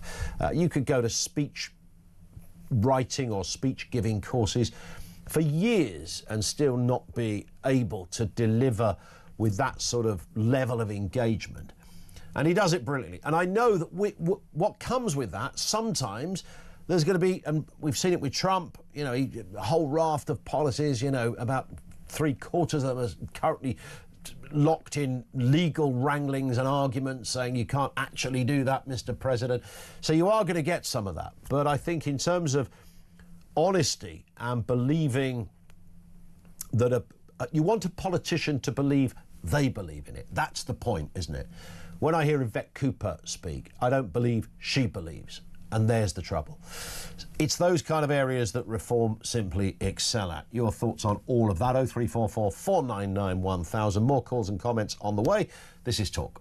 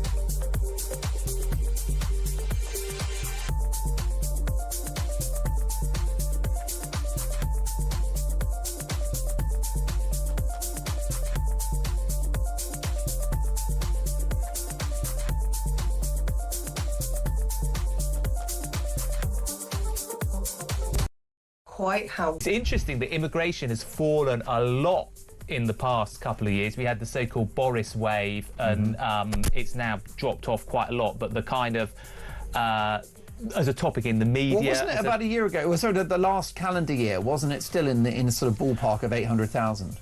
I think my understanding is it's about halved from the levels that it previously was. I think it's certainly fair to say that, you know, depending on, you know, people will have different views on what the right level is.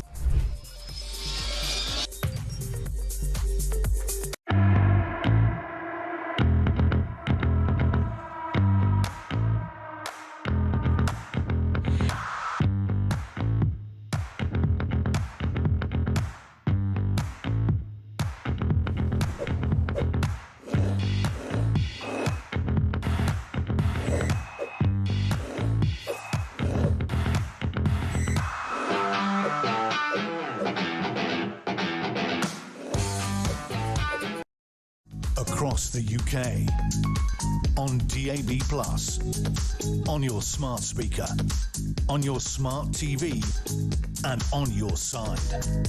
This is Talk.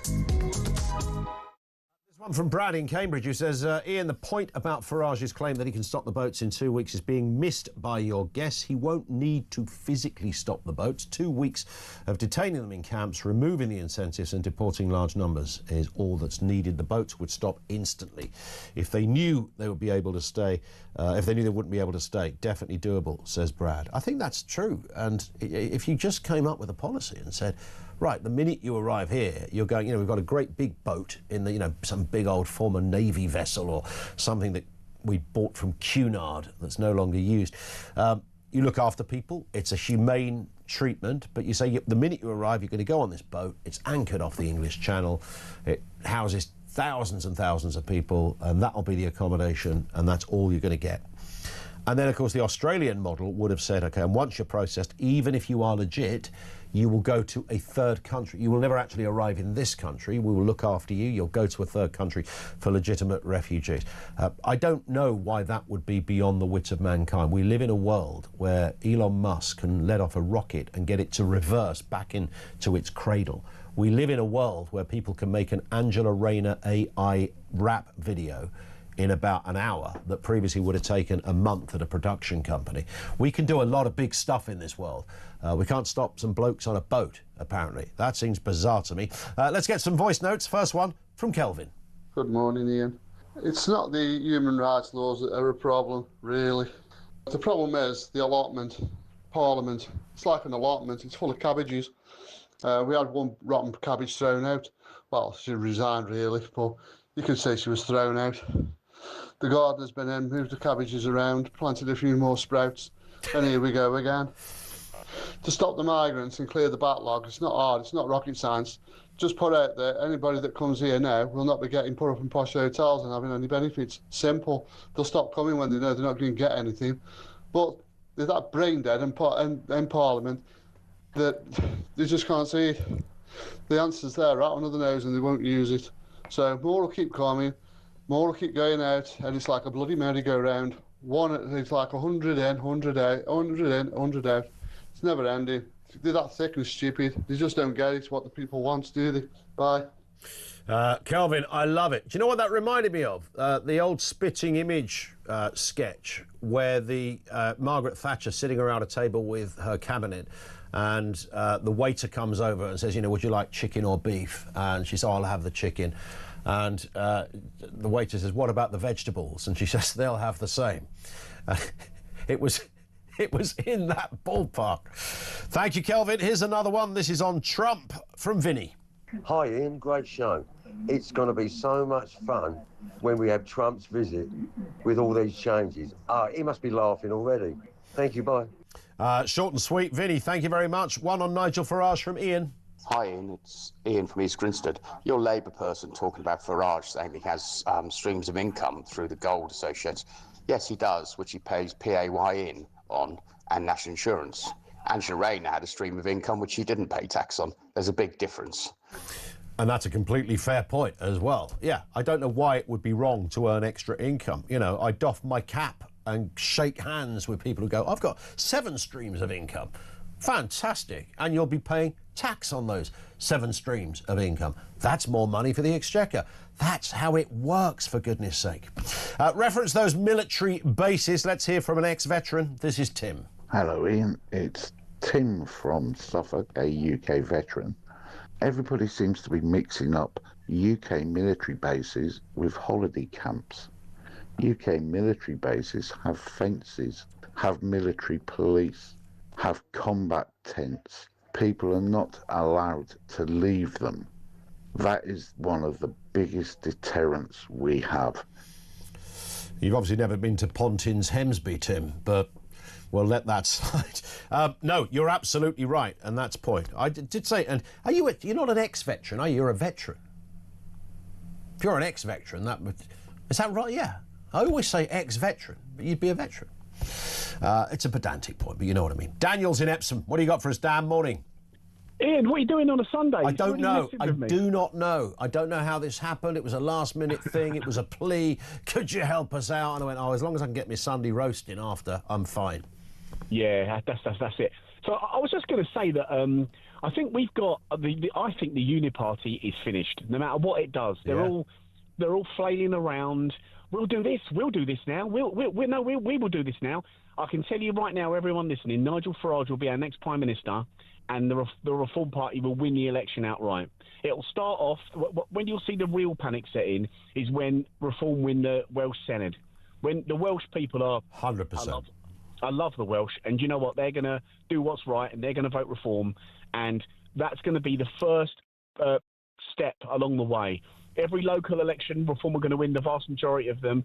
The people, what the ruling class is, and the people in the Cabinet Office and the civil service, what they don't understand is the people. You can push us so far, the Brits. We don't riot in the streets, really. We're not like the French. We're not burning dead sheep outside the embassy. But what we've got to the point now, this is about a 35-year-old problem. Yeah. We've had far too much immigration of all kinds into Britain for far too long. We've never wanted it. We've never asked for it. We were never asked if we wanted our country changed such a wholesale way. We can all see the decline and degradation around us now. Even if you live in rural areas, it's destroying the fabric of Britain, and we won't stand for it anymore, Ian. And the ruling elite, this is why the Uniparty are... It wouldn't surprise me if someone like Starmer changed to proportional representation just to try and stop it. Because they would stop at nothing to stop this. A tidal wave. All of us are about to witness in Britain the biggest political earthquake ever in UK political history, and it might be 2 years, it might be 3 or 4, but it's coming, and it's coming soon. And I personally think once Reform take the Senedd, do you agree, Ian, that the pressure then will mount to such big levels? Oh, it's going to be huge. It's going to be huge. It's not just a kind of hors d'oeuvre or a kind of light warm-up, but it's so symbolic that it'll cause earth tremors, Daniel, through Westminster. I really believe that. You just said something I hadn't really thought of before. Don't think Starmer would be able to get it into law, but if he brought in PR to try and offset it, then that would be almost their only hope. I think they're done. They're done, aren't they? The Uniparty is finished, and they've had long enough since '97. What a lot of people aren't old enough to remember. A lot of younger people don't remember how poor the last Labour government was, right? Now, in 1997, everyone needs to go and look this up on the internet. This country was in the black, had zero debt. Correct. The Labour government that came in 1997 were handed a growing economy, and there was zero debt in the country, zero debt. We were much more homogenous back then. It was much safer. And in the last 30 to 40 years, successive governments, both red and blue, have just been on a mission to destroy this country. 100%. And I don't know, it's sort of happened... It hasn't happened secretly. It's not under the light of a silvery moon. It's happened in a kind of curious, sort of organic way that it took like a decade for people to go, what's going on? There's something really strange happening here. Listen, Daniel, I've got to move for no other reason than time. You've been brilliant as ever. That's Daniel in Epsom. He makes a really good point. I think Reform winning Wales next year, assuming they do, it is absolutely seismic for our political system. You look what happened with the council elections. And this, by the way, it's not an endorsement of Reform. It's just the reality of where we're at as a country. This is just a tidal wave of change is coming our way. And Daniel just put it brilliantly there. The two main parties are kind of going to be done. The Conservatives predicted to do even worse than they did last time. It will give them Liberal Democrat status at best. Labour licking their wounds, thinking, we don't know what the hell happened. Do you know what really happened with Keir Starmer? There's no core political philosophy, no inner ideology that guides him, no little niggle that keeps him awake at night, a sense of, we need to do... It doesn't really exist. It's a kind of management system that he thought he could play that global game of databases, spreadsheets, and neat and tidy clipped press statements. Not good enough, boys. You're done. You're done and you're going to be out of here. Hence Reform. Wales will be huge, absolutely totemic in terms of it's what it represents as much as the win itself. 0344 499 1000. Comments on all of this, please, from you. Plus that question, will Starmer's cabinet reshuffle save his party? Is it going to work? Your thoughts on that as well. More comments on the way. And you can leave a voice note as well. Just gone 11:30. This is Talk.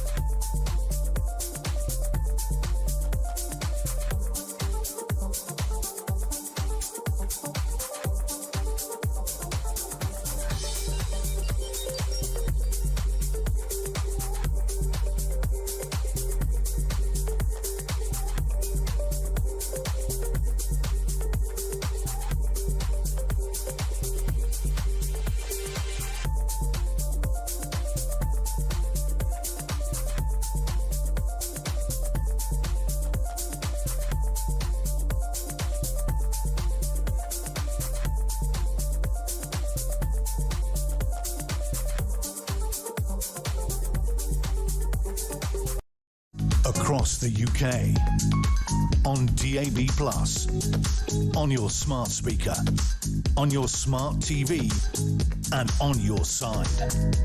This is Talk. This from Jeff, who says, reform is a fresh change from other parties. The other parties over the years have made promises.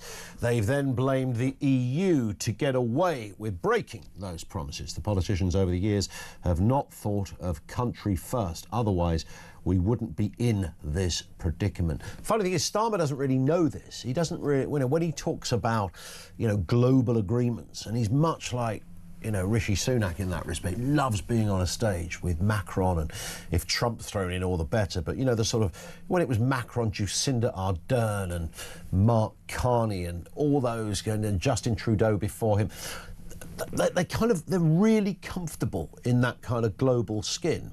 And all right, it's a way of doing business. Some people, Tony Blair, for example, is the ultimate globalist. It's not, I'm not using it as an insulting term, but the belief that the greater institutions, the worldwide institutions, are really more important, and therefore the administrations and the bureaus and the organisations that you take counsel from and direction from.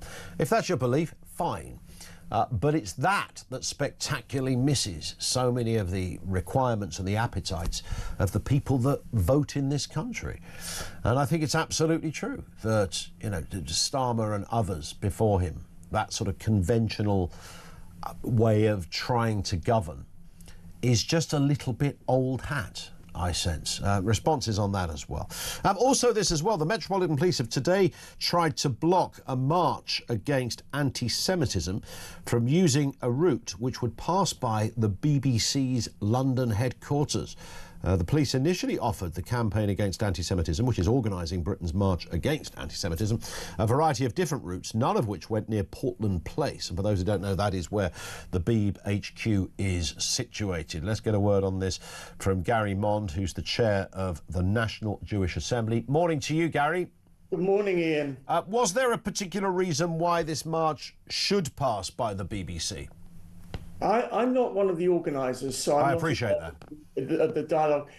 I don't see any problem with it passing the BBC. It's not as if we're actually intimidating people. It's not as if there's going to be large numbers of people in the BBC offices who will be terrorised by a march going past. That's very, very different from what we often see, where many of the so-called pro-Palestinian marchers like to march past synagogues in a means that will frighten and terrorise ordinary Jewish people. So I, for my part, see no reason why we shouldn't march past the BBC. Yeah. But as I say, I'm not part of the decision-making process there. And also, it's worth saying, I mean, the BBC headquarters is not exactly tucked in some mews in Kensington. No, you know, it's it's in a major part of central London. You know, for those who don't know, just off Regent Street and Oxford Street. I mean, it's there, right in the centre of things. It wouldn't be unusual if a march passed down a busy road. Exactly. I think it's my personal view on this is almost farcical that it should even be a controversial point. Correct. Just tell us, though, on the wider point, Gary, why it is still important that marches noting the problem of systemic anti-Semitism in this country, which comes from so many interesting places. And when I say interesting, I mean, you know, not just the odd person with a placard, not just the odd person at what they called Palestinian protests, but really they were anti-Israel protests, not just from there, but areas of the media, things that get a free pass time and time again. Why do you sense it's still important that we have big voices making these claims and illuminating this problem of what is absolute public racism on display on a daily basis? Well, we wish we had more big voices, and we wish we didn't see such institutional anti-Semitism coming from a number of major public bodies. I think that the Jewish community has been exceptionally let down, not just by this government, the Labour government, but also the previous Conservative government. They just don't take anti-Semitism seriously. And here's a point. I just recently heard that one of the guest speakers at today's rally is going to be the Deputy Leader of Reform UK, Richard Tice. And it's going to be interesting to hear what he has to say, because we hope that a future Reform government will do an infinitely better job of fighting anti-Semitism than what this government and the previous government have done.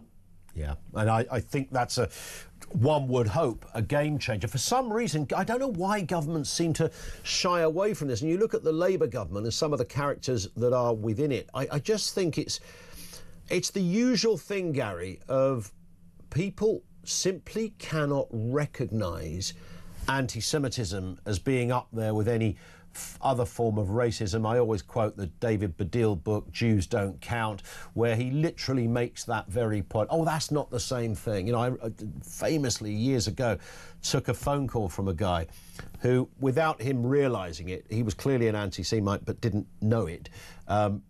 He said to me, "Why are you defending the Jews? They're doing just fine." And it was such a... They are doing just fine. This whole body of people that are all somehow all doing all right. It's when we seek to merge everyone together to consider Jews as a group. Look, there are Jews who vote in all sorts of different ways. There are Jews who are successful. There are Jews who are unsuccessful. There are Jews who have strong views on one issue. There are Jews who have strong issues in the opposite direction. The idea of conflating Jews as one entity is in itself, in my personal view, anti-Semitic. That's what you have here. Yeah, 100%. I'm bound to get a word from you, Gary, on those protests yesterday. The Met Police condemned intolerable abuse alleging suffered by officers who were kicked and spat at as they arrested more than 400 people at a protest against the banning of Palestine action. I mean, this is almost a weekly event right now. Yes, I take the view there are actually two issues at work here. The first is anything that is pro-Palestine is generally anti-Semitic. There was never any objection to Palestinians being murdered in Syria, in Lebanon, in Jordan in the past. But when it involves Jews, suddenly they become relevant. The second point has got nothing to do with Jews. The second point is about the opposition to the general Western culture, the opposition to capitalism, the opposition to our way of life, which is being undermined. We saw this, you know, with the IRF Bryce Norton action on the part of Palestine action a couple of months ago. It's anti-Semitism, yes, but it's also a fundamental opposition to the Western way of life that we enjoy. On that point, Gary, you've been great. Thank you, sir. Have a lovely weekend, the remainder of it. Gary Mond is the chair of the National Jewish Assembly. It's a curious little tangent of life. I say little, it's not really that little, is it? Anti-Semitism is a massive problem, really not talked about enough. It's writ loud and clear over all sorts of areas of our institutions. I still see it on social media. I mentioned the caller years ago that said that to me, that Jews are doing all right, you know, which is kind of a tacit way of going, you know, they're running everything. They're all doing well. If they're not bankers, they're running Hollywood. If they're not running Hollywood, they're running the banks. They're all squillionaires. They're doing just fine. It was such an extraordinary anti-intellectual offensive position to have, based on nothing but someone's own cold, callous fascism, if you like, or racism, whatever you want to call it, into how they saw Jewish people. And I still see that kind of reflected on social media a fair bit. You know, people, the minute anything like this comes up, there's always a post in there about bankers and Hollywood and all of this kind of caper. It's rather extraordinary to find ourselves still in that place in the 21st century. This comes in from Barry, who says, reference the barracks for migrants. He says, it's a lovely idea. When I moved into barracks, my sergeant said it's 4-star accommodation, and he was right, because when I was laid in bed at night, I could see 4 stars through the hole in the roof. Love it! The two Ronnies couldn't have written that. Brilliant. Thank you, Barry.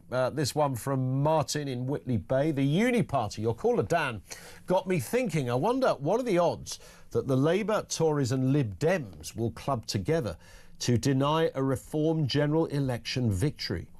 They've got everything to lose and maybe not beyond the realms of possibility.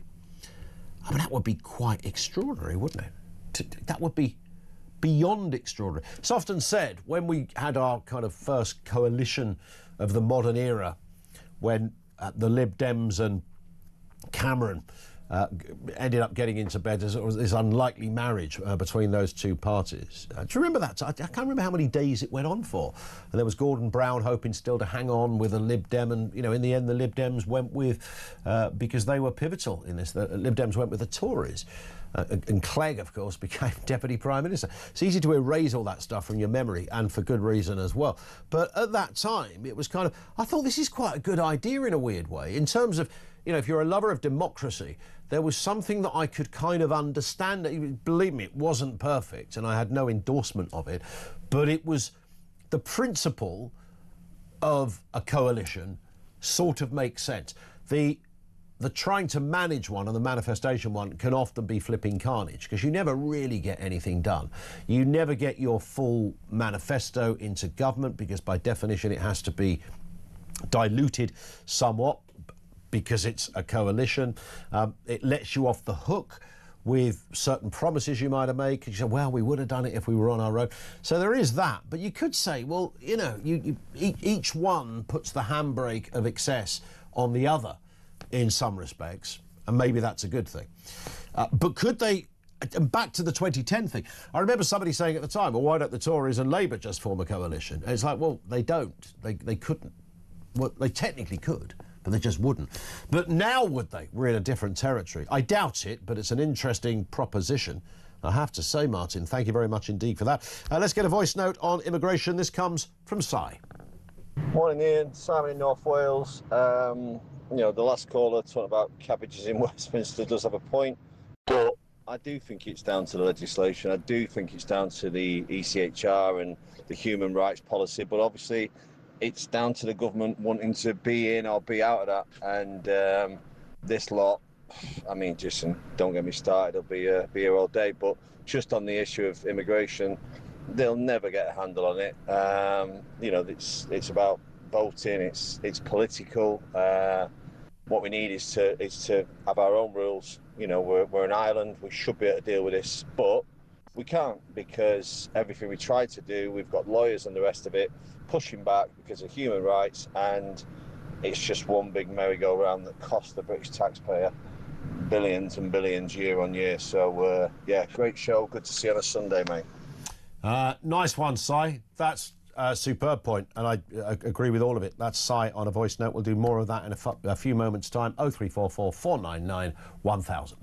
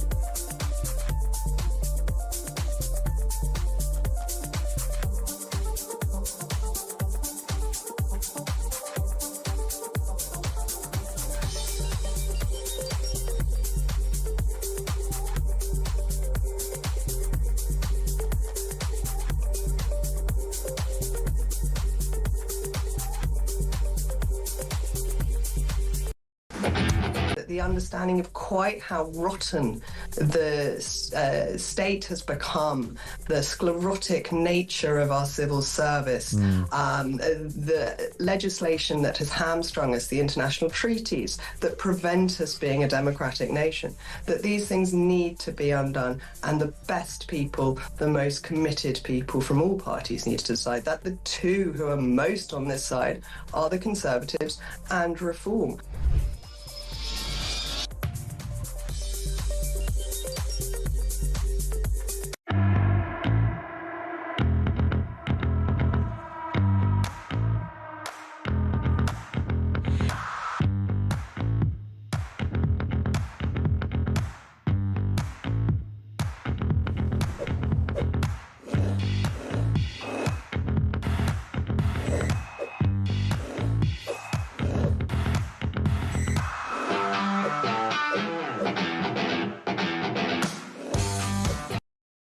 Across the UK, on DAB+, on your smart speaker, on your smart TV, and on your side.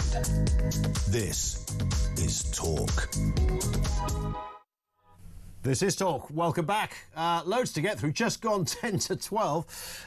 This will be Stephen in Manchester. Stephen, how you doing? Who do you think you are kidding, Mr. Collins, if you think old England's done? Ooh, Ian Collins, on Sunday Talk. Hello. Just came up with them for you. Stephen, you're brilliant. You should have been a jingle maker, you know. I can imagine you doing the old Gary Davis stuff on Radio 1 back in the day. I met Gary Davis in Kitzbühel in Austria skiing. He was with Chris Quentin. Gary Davis.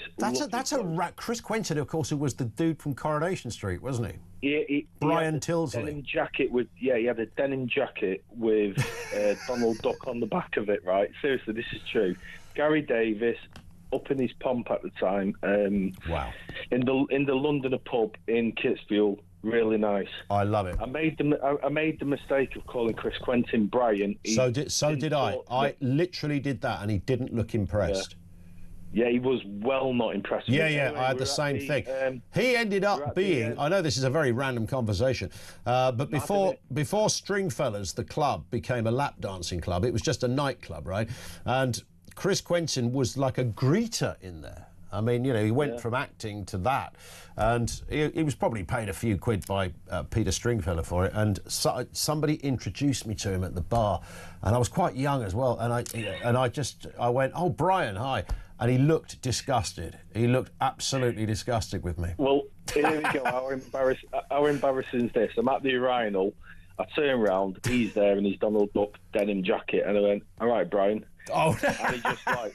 He just looked at me with contempt, and then my mate Dave walked in and goes, "All right, Chris, good old CC." He goes, "Yeah, no, actually not too bad, really like that." That's brilliant. I'm glad we both had a simultaneous same experience with the same bloke. But listen, anyway, Gary let's Davis, go. What a great guy, Gary Davis, great guy, great career as well, and continues to be so. Let's get back to the. I know you're right. Let's get back to the meat of the matter then, Stephen. The issue you called about. Go on, fire away. Well, the issue is, I think we tried to put these guys into, was it near Deal in Kent, and they set the place alight, didn't they? So there was something that happened there. I mean, do you remember where they sort of set the toilets afire or something like that? Something happened like that. Yeah, I can't quite remember the specifics. I mean, RAF Manston is always the area that they talk about. That's in Thanet, but they refer to that. But yes. I mean, that neck of the woods obviously has got lots of sort of bases and lots of Ministry of Defence land as well. Trash the toilets, didn't they, or something like that? Set them on light or something. So you don't think think that the kind of military thing is a good idea because there'd be a rebellion in there? I think it is a good idea, but I can't see it going down, and then you'll get your human right lefty wokies and all that going, "Oh, religious," whereas in France they're just kept in tents or bushes. But there you go. Hey, listen, great listening to you on a Sunday. Thank you, Stephen. That's very kind. And I've had a really nice chat with you, talking about Kitzbühel and... Gary Davis. It's funny. I'm going to talk about that over my Sunday roast later. So we had this call from Stephen in Manchester, and we ended up talking about Brian Tilsley and Gary Davis and the urinals on a ski resort. I love it. London a pub. There it is, Stephen. You've been great. Thank you very much indeed for that. Without the jingles or the singing, Robert's in Hertfordshire. Robert, good afternoon. Good morning. Good morning, Ian. Unusual to see you on a Sunday. I know, it's a crime scene, isn't it, frankly? No, I bet you're on double bubble, aren't you? Well, you know what? I do this for charity anyway, as you know. So all fees are donated to the ferrets with, I don't know, I'll think of some animal disease at some point.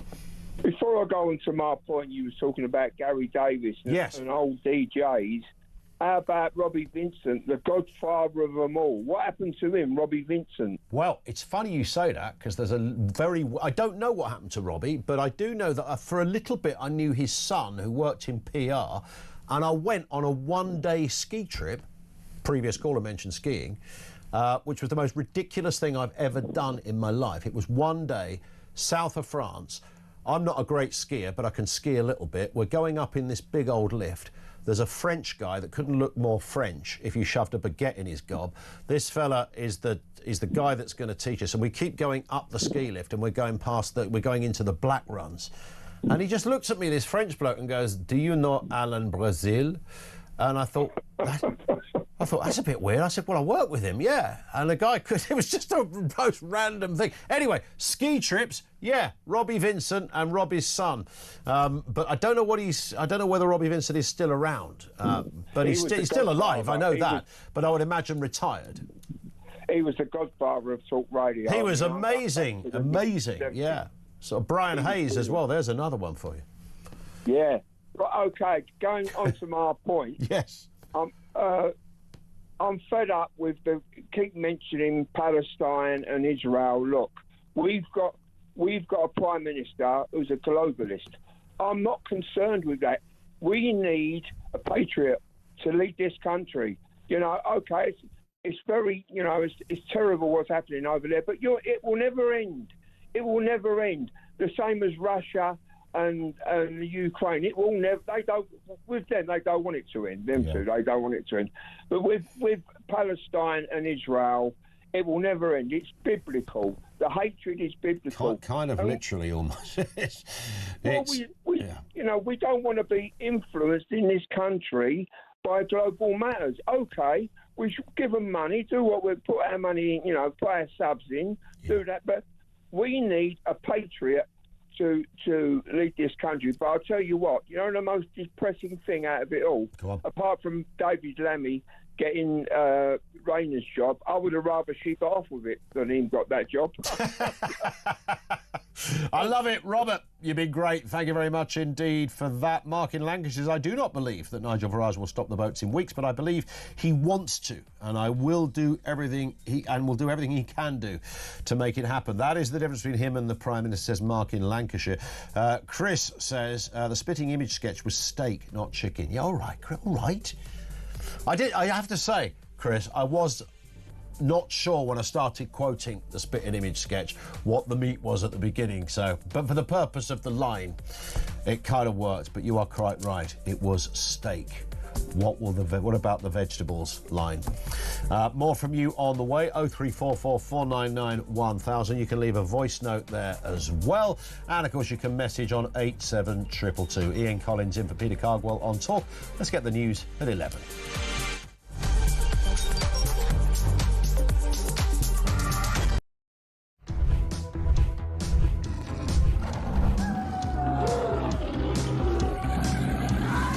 Just been talking in the office here about how many of us have been attacked at some point or other by some form of flying beast or any wildlife. I mean, so we'll take your stories this morning.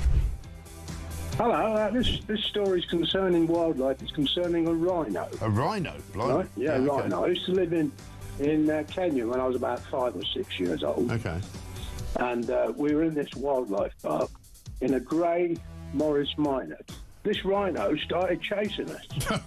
There's me and my sister in the back seat. Right. It was like something out of Jurassic Park. Yeah. We were turning around saying, "Believe it, Dad. Just put your foot down, Dad. We're in a field.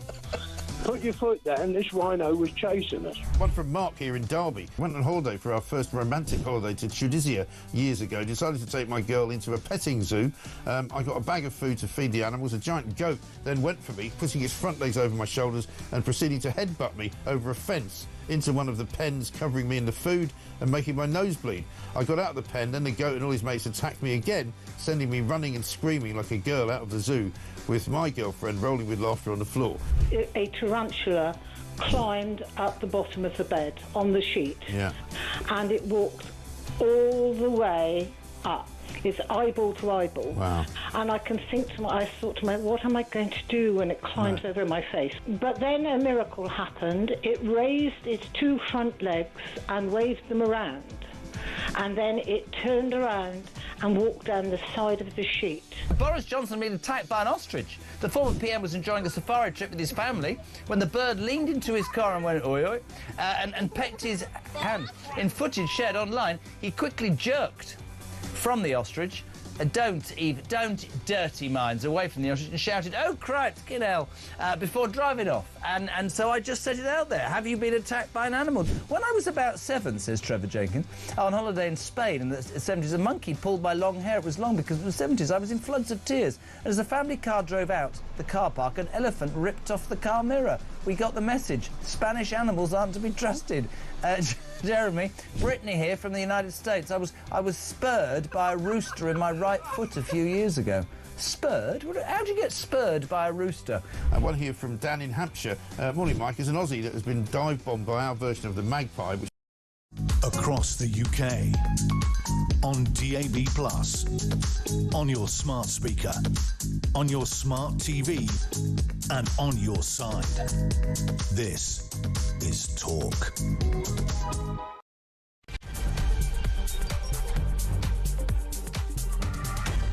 Coming up on 3 minutes after 12 o'clock, we went into the news, I think it was the news at 11, news at 12. It is officially afternoon, so I'm slightly on home ground in some respects. We will get through more of your calls and comments throughout the course of this hour as well. Lots of great guests on the way too. This comes from Tony, who says, if Labour, Tories and Lib Dems suddenly came together to stop reform, surely that would confirm that they are the uni party all the same. Yeah, I guess it would, wouldn't it, really? You'd kind of seal it off once and for all. But it might also mean that more people are driven then to reform because they would be so disgruntled with what had happened. In from Sheila, who says, if I remember correctly, military bases were previously used. One, I think, was in Wales, but the illegal migrants kicked up and rioted because they didn't like the accommodation. I'm sure there's something in that, Sheila. Thank you very much indeed. Steve says, please, from now on, only say one out, one in, as it shows up how ridiculously the whole thing really is. And at the moment, I think the one out, one in policy has seen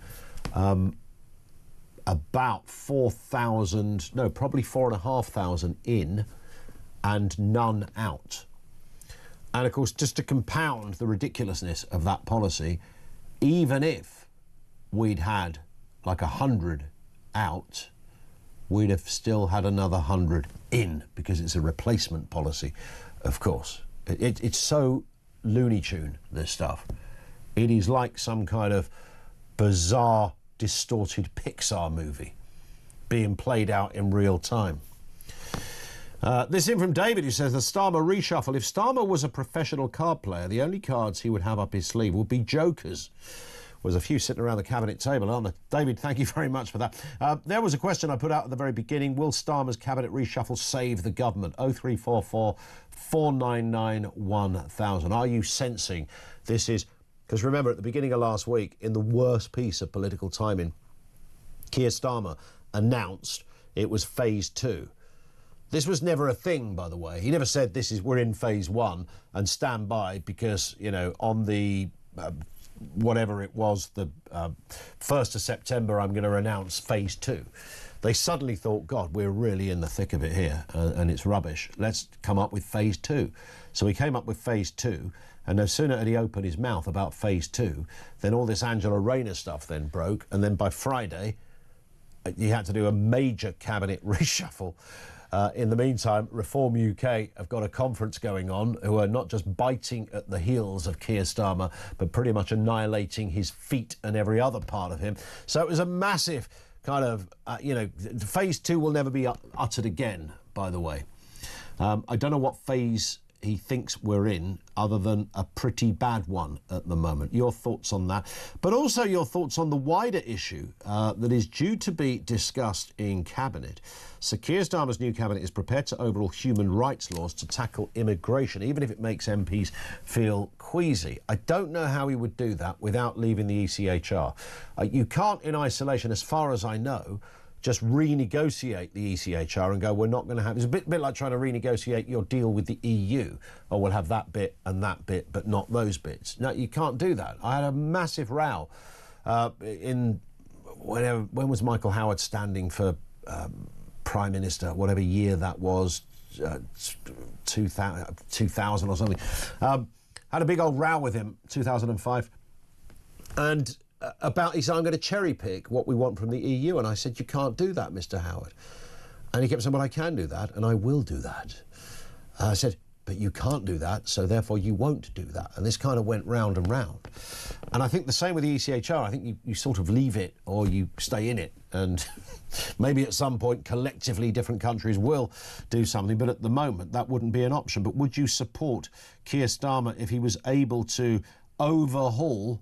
I mean, that's doing some heavy lifting, that word, isn't it? The human rights laws in this respect. And what do you think of housing migrants in military bases? Keir Starmer is due to essentially instruct newly appointed Home Secretary Shabana Mahmood to move asylum seekers into military barracks. Would you endorse that? Could it work? 0344 499 1000. The new policy is to be unveiled in the next few weeks after the Prime Minister needs to get a grip of those small boat issues, of course. Recently, both Reform UK and the Conservatives have said they would ramp up the detention and deportation of Channel migrants. Let's get a word from our friend, regular here on Talk and on the team sheet as well, Philip Ingram, former senior military intelligence officer. Good afternoon to you, Philip.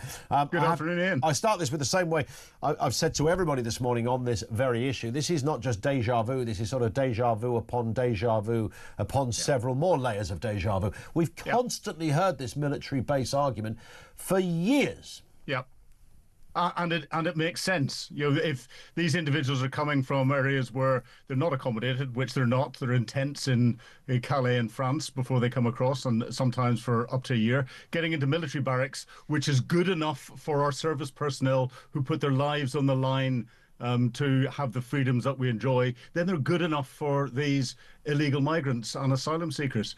And you mentioned a couple of incidents that had happened before. There had been asylum seekers in Napier Barracks in Folkestone, Kent. Concerns were raised. Yeah, concerns were raised about filthy conditions, allegedly. And then that riot that was mentioned, it wasn't really a riot, it was a sit-down protest by about 40 men in November 2023 at Wethersfield, a former RAF base in Essex. And the government then turned around and went, oh, we're going to have to look after the migrants. And that's, I think, when the hotel issue all started. Yeah. One of the questions, I suppose, well, there are many questions around the suitability of accommodation. As you rightly said, if this is good enough for military personnel, it would be good enough for somebody who's just essentially illegally come to our country. Many suggesting, though, that, in fact, these are in a state of ill repair or falling apart at the seams, some of these places. It would take a rebuild. And if you had to rebuild some of these places, Philip, you might end up with a curious and frankly unacceptable situation where you're giving migrants better accommodation than those that are serving currently in the military. Well, it doesn't need a rebuild. You know, these are saying they are refugees. And if they're refugees, then whatever accommodation we provide to them should be to the standards that the United Nations High Commission for Refugees would recognise as a refugee camp. And of course, we've got tented camps in different parts of the world where that happens. So putting people in brick buildings, why don't we just give them lots of paint and say, if you think it's bad, you sort it out yourselves? Yeah, sure. And the big advantage of a lot of these military bases is they're away from the towns and villages, so they're displaced from the local population. They've got fences around them, so it's easy to keep people enclosed. And I would go one step further and say we shouldn't let them out because we don't know who they are until they're properly processed and either returned to their home country, which is the ideal solution, or the very, very few genuine cases are given asylum.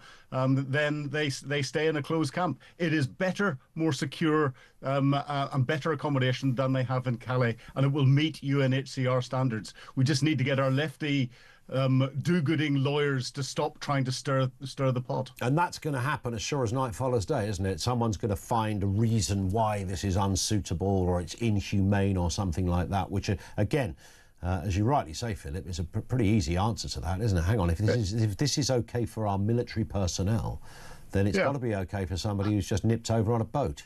Well, exactly, and everyone then starts to quote European Convention on Human Rights and ECHR, and you look at other countries across Europe who have signed up for ECHR, are compliant with it, and they just take people that come in and return them. You look at the French, there have been individuals who've turned around and talked against the French government and the French people and the French way of life, and they've been immediately put in an aircraft back to their home country again. Yeah. Any status has been stripped from them. So we pander to it too much instead of interpreting it robustly, and we give in to all of these people who just want to fight. Fair point. Absolutely spot on. Philip, thank you very much as ever. It's always an expert view from Philip Ingram. Thank you to him, former senior military officer. Your thoughts on that? I can't imagine. Firstly, I don't know why they haven't previously utilised this option of military bases. It would seem almost a solution that isn't just obvious, but quite literally screaming out to be used. Everything is in place, right? I mean, you'd have to add, but it also gives an extra layer of security, I would suggest, around that. I mean, these are barracks. There will be some level of who comes and who goes about the whole thing, you might think. And I know, there's not just one size of barracks, there's many, and there are clearly surplus out there that could be used. It seems a bit of a no-brainer to me. I don't know why anybody would disagree with that. I'm pretty sure there's going to be a lot of Labour MPs, if Keir Starmer makes this happen, along with his new Home Secretary, and they find themselves quite literally in the coming months taking people from hotels, putting them into barracks. There's going to be all manner of Labour MPs who had previously slaughtered the Tory government when they even suggested this, telling the world that it's a cracking idea, that it's actually all rather good. I'll talk to Mark in just 1 second. Don't go away, Mark. I just want to get a voice note first. We spoke to Kevin Hollenrake earlier. He's the chairman of the Conservative Party. It's a response to that from Matt in Hove. Just listening to Kevin Hollenrake speaking about Nigel Farage, that he won't be able to run the country after what they did. Nigel was on Laura Coonsborough this morning and explained quite clearly he's been an entrepreneur for 30 years. He's ran businesses, he's employed people, he's been successful at running businesses. The government is one big business, of course he's going to be good at it. Labour, none of them have ever worked in a business. The Tories aren't much better. I mean, you've got people running huge departments and budgets that their previous careers, they worked for a charity or they've been a parliamentary assistant. I mean, it's absolutely ludicrous. Nobody in business would hire someone at a senior level with absolutely zero experience. Is it any relevant experience? It's just absolutely laughable. It is absolutely laughable that anybody would be trying to slaughter the idea of somebody who is literally filling the void of people who've run out of ideas. And that's essentially where Nigel Farage comes in. Mark's in Lincolnshire. What have you got for us, Mark? Good afternoon to you. Good afternoon, Ian, mate. Hope you're doing well. At least I heard your timings were all off, weren't they? Good afternoon when it was like 10 in the morning. I didn't know where I was, mate. It was well, exactly. Yeah. Anyway, only just taking my pyjamas off an hour before, so I can well imagine, man. Bloody hell. Shabam and Mahmood, mate. Yeah, it's just the reality of the situation we're in, because I think it needs to be spoken about, because it is what people are thinking, you know, and I know a lot of people are thinking it because I've spoke to them, and that is the fact that we're putting somebody from the Muslim community that is now going to be in charge of things such as, you know, the grooming gangs, is going to be in charge of anti-terrorism, is going to be in charge of all these different things to do with the country. And one has to question, because at the end of the day, Shabana, well within her rights, she's quite a devout Muslim from everything I can see about her. She literally states that it basically runs everything she does in her life. Now, that in itself actually really concerns me, because we've spoken in the past, Ian. I have some real concerns theologically about Islam, because if it's running everything she does in her life and it's basically guiding everything she does in her life, then, you know, I'd like to have a conversation with her about quite a few surahs in the Quran that I don't think are particularly compatible with Western life, certainly not the UK. Could it, is it possible, Mark? Because I've thought a lot about this, and I've seen probably the same comments you've seen as well in terms of people's concern. Could it go literally the other way here? Because she is seen, and by the way, I find this, let me just make this point first. I find it interesting that we always talk about Muslims in this country and left-wing Labour MPs like Jess Phillips not saying very much because of the Muslim vote. Now, who are historically Labour voters. What's interesting about that, of course, many people, they're either themselves or their forefathers came from countries and still have affinities with countries like Pakistan and places like that, other areas of the Middle East, that are very heavily conservative in their legal systems. So you might kind of think that the average Muslim would firstly probably be a Tory over anything else. If you tried to start a grooming gang in Pakistan, they'd not only chop your charlies off if they caught you, you'd be serving the entirety of your life in jail. And that's how that would work. Now, she's seen as a very right-wing part of Starmer's team. So could she go the opposite and surprise everybody and actually become really forthright on immigration, really forthright on grooming gangs? She would be the first to say, grooming gangs don't represent me, and there's certainly nothing in my book that says what they did was okay. She could turn out, and I'm giving her the benefit of the doubt here, Mark, she could turn out to be the answer for Keir Starmer. You could be absolutely right, Ian. Who knows? And this always comes back to the same problem that I always have.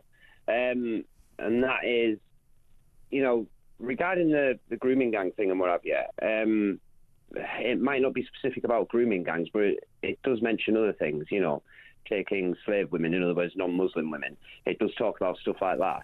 But doesn't and I'm not here to defend any of that, but I mean, the Bible also does a load of strange malarkey, doesn't it? If you start looking in, you know, there's a thing called, I think it's called the Bad Bible. It might even be a website to that effect, where it will give you a whole list of chapters and verses saying the craziest of stuff. But of course, it's in a context. But the thing is, Ian, if you're comparing Christianity in particular with Islam, the stuff you're talking about is reference to the Old Testament, the Torah to the Jews. The New Testament, I don't think there's very much, if any, of that really in there, which is kind of the whole point of Jesus. You know, he came to, you know, enlighten us, basically. But I don't think there's many, you know, I always quote the fella down the road, the doctor, who's a youngish, mid-30s Muslim guy. I don't believe that fella down the road from me, Mark, believes that Muslims are allowed to keep female slaves for sex. The thing is, Ian, this is where I always have a problem, you see, because for me, now, theologically, I think I've mentioned this in the past, my personal opinion is I don't think anybody non-native to this country should have any position of power. That's my personal opinion.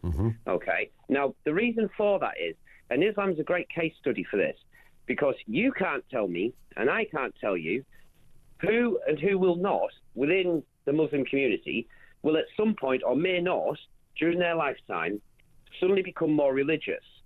Now, we can have the debate about Islamism what we refer to as Islamists.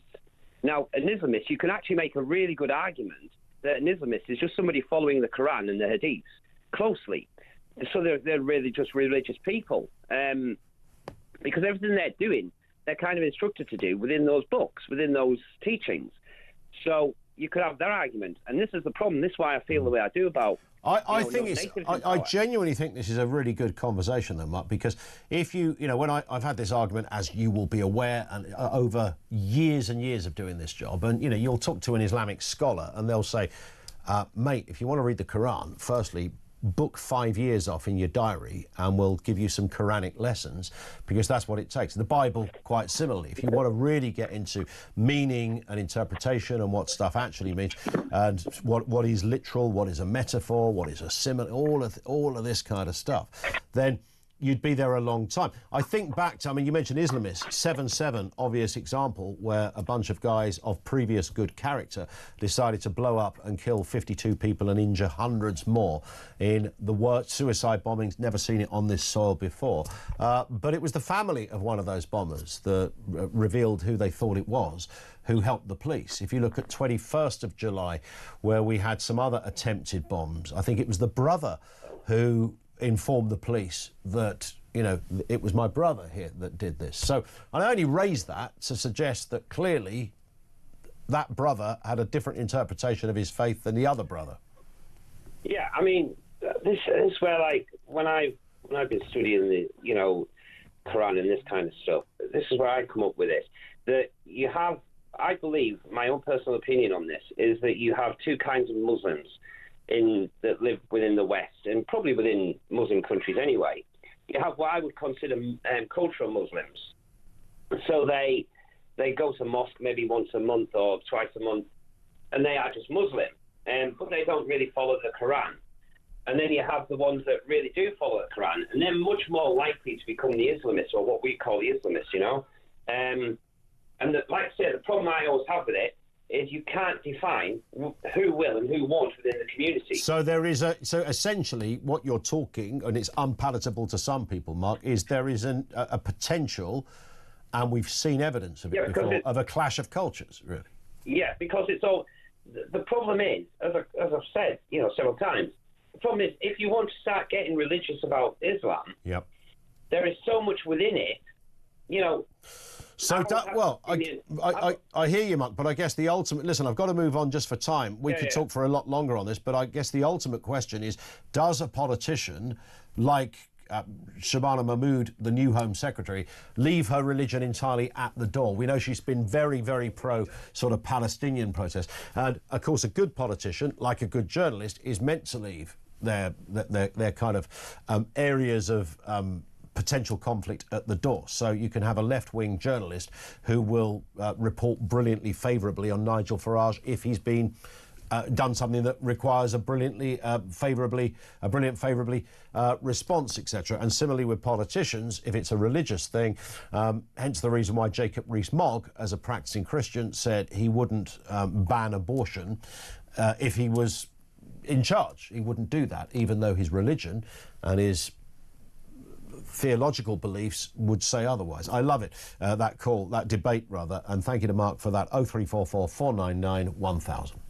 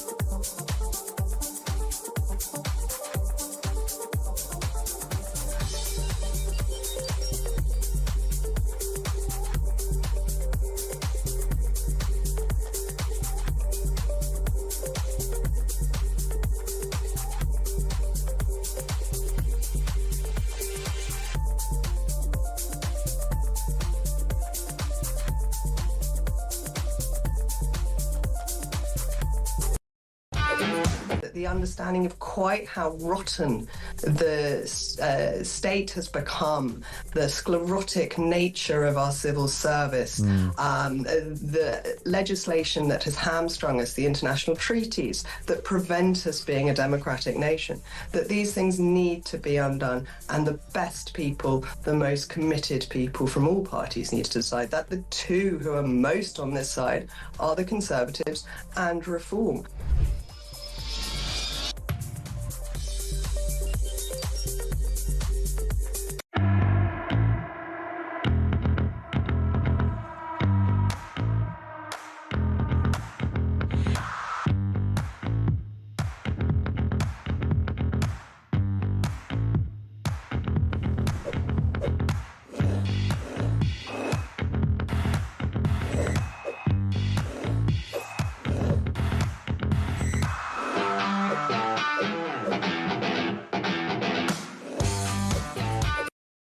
Across the UK, on DAB+, on your smart speaker, on your smart TV, and on your side. This is Talk. We're going to talk to Brian in Glasgow in just a second. Let's do a couple of voice notes, and there's been loads of action on that front. Here's one from Patricia. Rayner, Britain, Lammy as Deputy PM, they really are scraping the barrel. Cheers, Ian. Cheers, Patricia. And you need to look up his appearance on Mastermind for that to make even more sense. Brilliant, Patricia. Thank you for that. On the barracks in Folkestone, here's Liam. Good afternoon, Ian. Liam in Folkestone. Your caller who said about the fire at the barracks, it's here in Folkestone. It's Napier Barracks. It was in January. They set fire to it, and they still haven't repaired it. We've got 450 of these young men that are free to come and go from Napier Barracks, and they just wander into town. They go across to the local park just opposite it and sit there, smoke and drink beer, and etc., etc., etc., and rob the local Tesco's. So yeah, it's Napier Barracks they set fire to. They're still here. We were never asked. It's now been 5 years we've had them in there. Wow, and I remember it. Yeah, thank you very much indeed, Liam, for that. Napier, because there's Shorncliffe Army Camp, of course, as well in, I don't know if that's still in use militarily speaking, but Folkestone, there's a lot of military connections, obviously to the south coast anyway. Folkestone, an area I know pretty well because I grew up nearby, but he is absolutely right. Napier Barracks, I hadn't realised, though, that those people were still in those barracks. I kind of assumed, maybe my fault for not doing my homework. Brian in Glasgow. Brian, what have you got for us? Good afternoon. Ian. Hi. Very simple. These migrants are going to get put into military barracks establishments. Who's going to do the catering? Predominantly females. Who's going to provide the security for those females? It's another one that hasn't been thought out. Is it the same issue that we've got in hotels, though? If that is the issue, then that exists already, doesn't it, in hotels, I would assume? Cleaners and various people that work in those places. How many of those have been assaulted? And if you put a massive load of migrants into a barracks, there's more chance of problems. Well, there might well be. I mean, I'm not aware, and I only say this in the interest of balance, I'm not aware of any hotel staff, male or female, getting assaulted in any of those areas at the moment where we've plonked so many thousands and thousands of people. Do you think, though, Brian, that could this be, if it happened, at least the beginning of an answer? The beginning of an answer? Yeah. Is it, do you think, the start of perhaps solving certainly alleviating the hotel crisis, even if you're not addressing the immigration crisis, because you're just moving people from one place to another, of course? They're just moving people around, and quite simply, just get them out. And you know what? I think you've hit the nail on the head, really, Brian, and thank you very much for your call, Brian in Glasgow, is that a lot of people, particularly, Nigel Farage and others, will be going, why is this debate being focused on where we can allow these people to live? Surely we are talking about tens of thousands of people who simply shouldn't be in this country, and particularly almost all of those who've come on small boats in the last, 2016, 17, 18 onwards. But in particular in the last year, 55,000, now 1,000 people yesterday arrived in this country on boats. And again, I say this every single time, that you wheel out that headline and we hear it so often that it ceases any longer to be shocking. And you might think that headline would be on the front pages every day. 1,000 people got into a boat or boats in northern France and sailed across the Channel and arrived in southern England. You'd think, well, that's a massive story, isn't it? No, not really. How many people even knew until I just said it? That yesterday, 1,000 people arrived. To add to that, 55,000, it must be 55,000 now, or just nudging to 55,000, since Keir Starmer came to power. Keir Starmer is part of the attraction, it seems. 0344 499 1000. We'll do some more voice notes, more calls on the way in just a couple of moments. It's just a little over 12:30. This is Talk.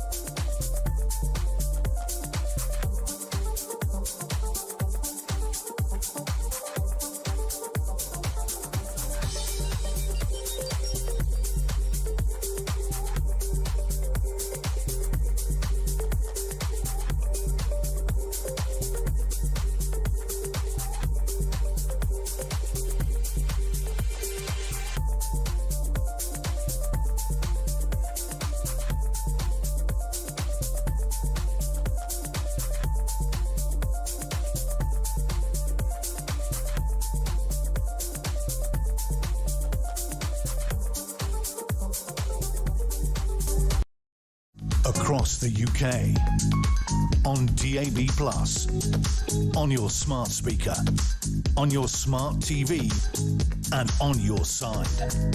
This is Talk.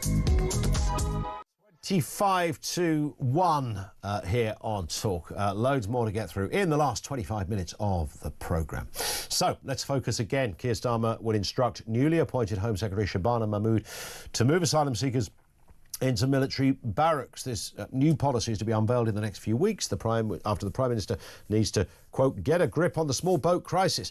I don't know whether it addresses the small boat crisis, though. Recently, both Reform UK and the Tories have said they would ramp up the detention and deportation of Channel migrants. Let's get a word from Lord Warnley, crossbench peer and former Labour MP. Good afternoon to you.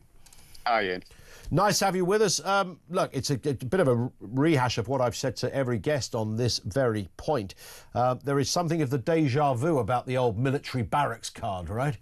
Yeah, there is, and there was difficulties with military barracks, and that's why I think previous governments moved away from that plan. But we are in a very difficult and urgent situation. Communities across the country are expressing, understandably, deep dissatisfaction with the idea, the practice of housing asylum seekers in hotels. There is the legal challenge, which is ongoing, and it's an unacceptable situation. So I welcome the idea that we are going to be moving back towards the military barracks solution. But of course, as you rightly suggest, all of these housing accommodation fixes are temporary. They are part of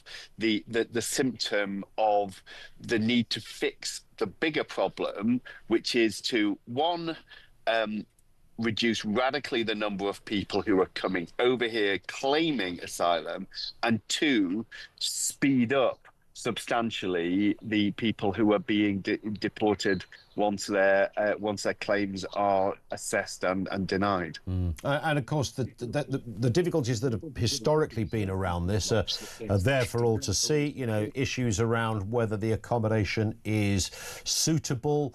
We know that happened famously. Case in Folkestone, of course, at Napier Barracks, where there was some terrible things going on there as a result of that, almost protests against it. Then almost the flip side of that, I suppose, is that if you make the accommodation too good, if it needs to be almost rebuilt, then people are naturally going to make the allegation or the suggestion, hang on a second, these barracks look better than the ones we give to our soldiers. Yeah, of course, and you can understand all of that. The lives of asylum seekers people coming over here are generally not luxurious at all when they're in this place. But I can completely understand why the people don't want to have anything but the most basic accommodation if they are over here. And more importantly, in their mind, they don't want to see people coming over in such numbers as it is. So this is always going to be acceptable, and any place that you put people is going to cause problems. And this is a case of the government at the moment dealing with a set of all our suboptimal options, and the only way to get this back on track, to reduce the massive bill, to reduce the level of community tension, is to grip what successive governments have looked at with the best intentions but have not been able to succeed in actually finding ways through the legal labyrinth which has been built up to get people out of the country quicker and to change whatever it is at the moment, which is meaning that people are wanting to come over here in very large numbers to try to build a new life when it is just not acceptable or appropriate for them to do that. Yeah, and what do you say, John, to the wider kind of question? Many people, understandably, and this is very much Reform's kind of position, is like, why are we messing around looking for accommodation? You know, or that was not suitable. We should actually be talking about deportation, not accommodation. Yeah, and I'm not surprised that they are putting that on the table, of course, and we should be. Now, it's very easy to say things in opposition before you actually have to do the deporting, because, of course, no matter how tough any politician wants to talk, if you are deporting an individual to a new country, by definition, they're going somewhere else. And unless you're going to kind of fire them out of a cannon and hope that they land somewhere on the other side you have to have an agreement with another country.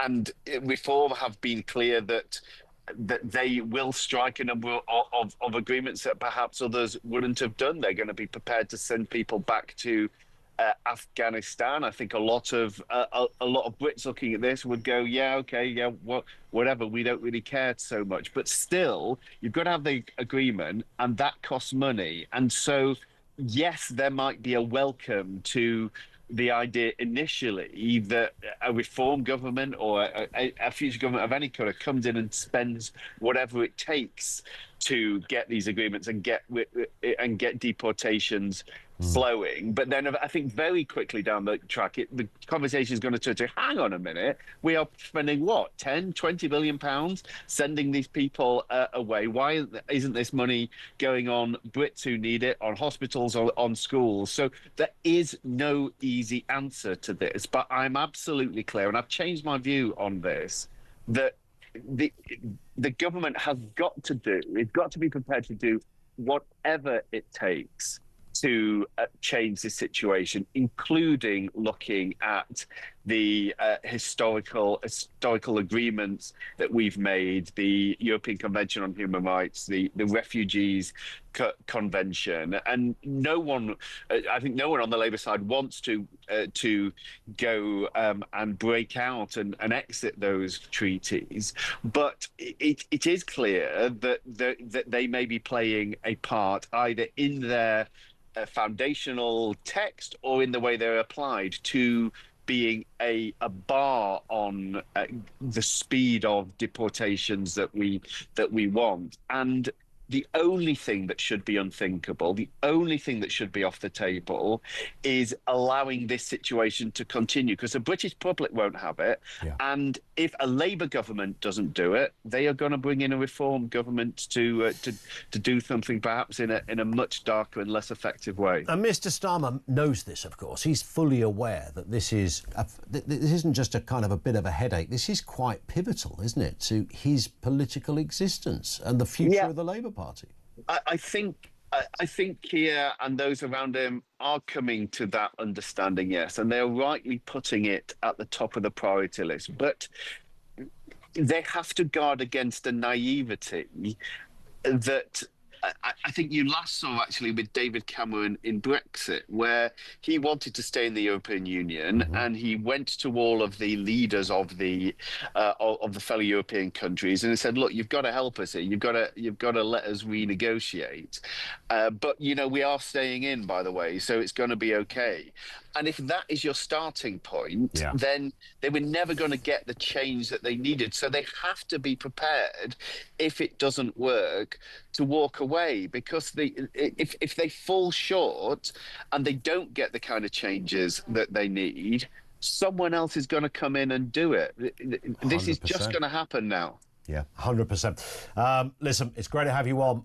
Great chat as well. Thank you very much indeed, Lord Walney, crossbench peer, former Labour MP. And I think that last point is really the pivotal moment, isn't it? This is the capital that is at stake on this is so huge.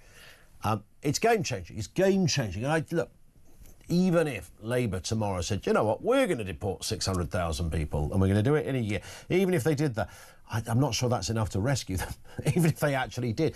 But it's not in their DNA. I don't even think it's in their plans in any shape or form. 0344 499 1000.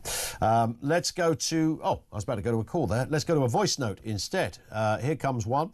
And we've got plenty of these to get through as well in this section from Steve on that issue of migration. Steve. What they do with people who are waiting to be processed, they actually put them to work just clearing up litter on the main roads and graffiti, that kind of thing, so they can earn the 3 square meals a day. Maybe a thought for this country. Yeah, you might be right on that one. Let's go to Joe in Leicestershire. Joe, how are you doing? I'm good. How are you? I'm good, Joe, thanks. Yes, fire away. Right. This is a conspiracy theory for you. Oh, I like it already. Okay, I think this whole thing with Rayner is a setup. Wow. They've made her look as bad as they possibly can. Yeah. I think she's been asked to take a fall. It's almost like a comedy sketch with her in her dinghy and everything. Vaping and all of that. It's just a big joke. Looking like something from a Catherine Tate sketch. Yeah. I mean, she's not a stupid woman. I think she's been asked to take a fall so they could do a reshuffle. Also, I think phase 1, which we were never told about, is bringing in the migrants. So let's see what phase 2 is. So you think phase 1 was to do nothing but encourage migration? Exactly, yeah. Exactly. What would he gain from doing that? Well, I'd hate to really think what his real reasons are, but he's gaining something because he's more interested in the rest of the world than he is the UK. So he's gaining something from them, I think. There is that sense, isn't there? Listen, if nothing else, Joe, I'm fascinated by the Angela Rayner suggestion. Thank you, Joe in Leicestershire. She took a fall. I mean, it would be heavily choreographed stuff involving probably dozens, if not hundreds of people throughout the whole system, if you like.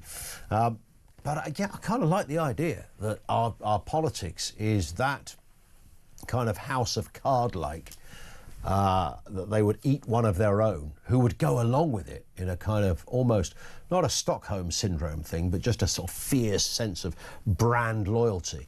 Rayner's going to pretend she, trousered the cash instead of the taxpayer. She becomes person non grata, but Starmer comes out emboldened for phase 2. Whatever the hell phase 2 is. 0344 499 1000. More coming up from you right next on Talk.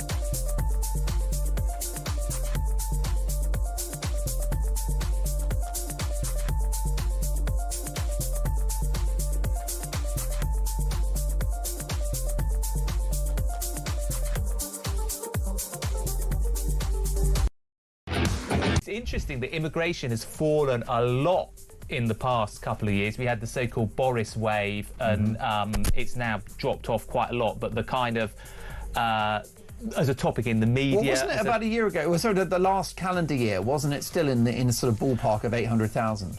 I think my understanding is it's about halved from the levels that it previously was. I think it's certainly fair to say that, depending on, people will have different views on what the right level is.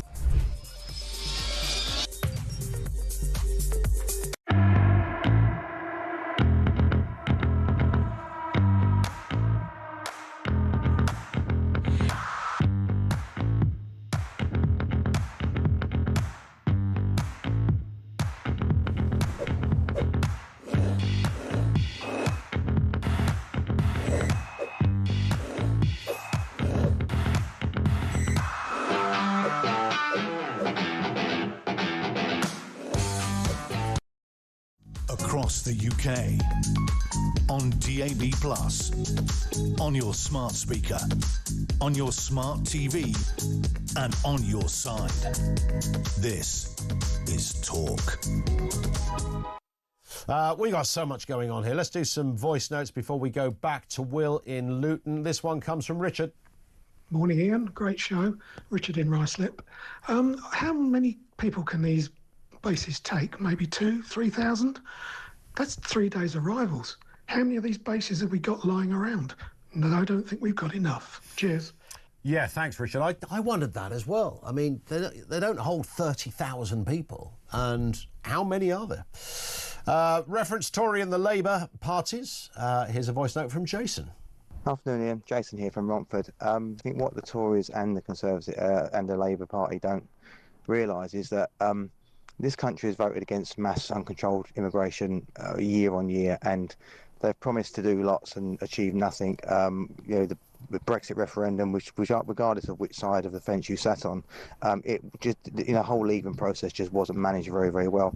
So I think it doesn't really matter, even if one of those parties decided to adopt every single one of Reform's policies. I personally still wouldn't vote for them because, frankly, whenever you expect them to do anything, they are just no good at it. So I think it's time to give Reform a chance, regardless of what happens now from the Labour or the Conservative camp. Great show, mate. Cheers.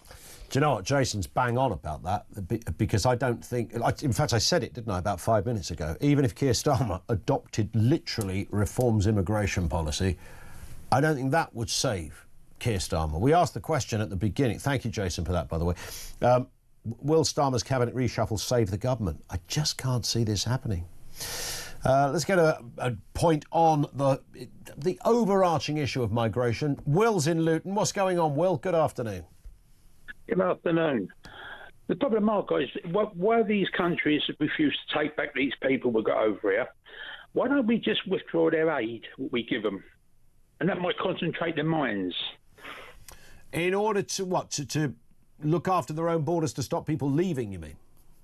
No, to take them back. If they refuse to take back... Oh, I see. Yeah, that's an interesting point, isn't it? No aid, and that's it. Yeah, I mean, most of those countries are probably in receipt of aid from this country, I would suggest. A lot of them are. Yeah, good point.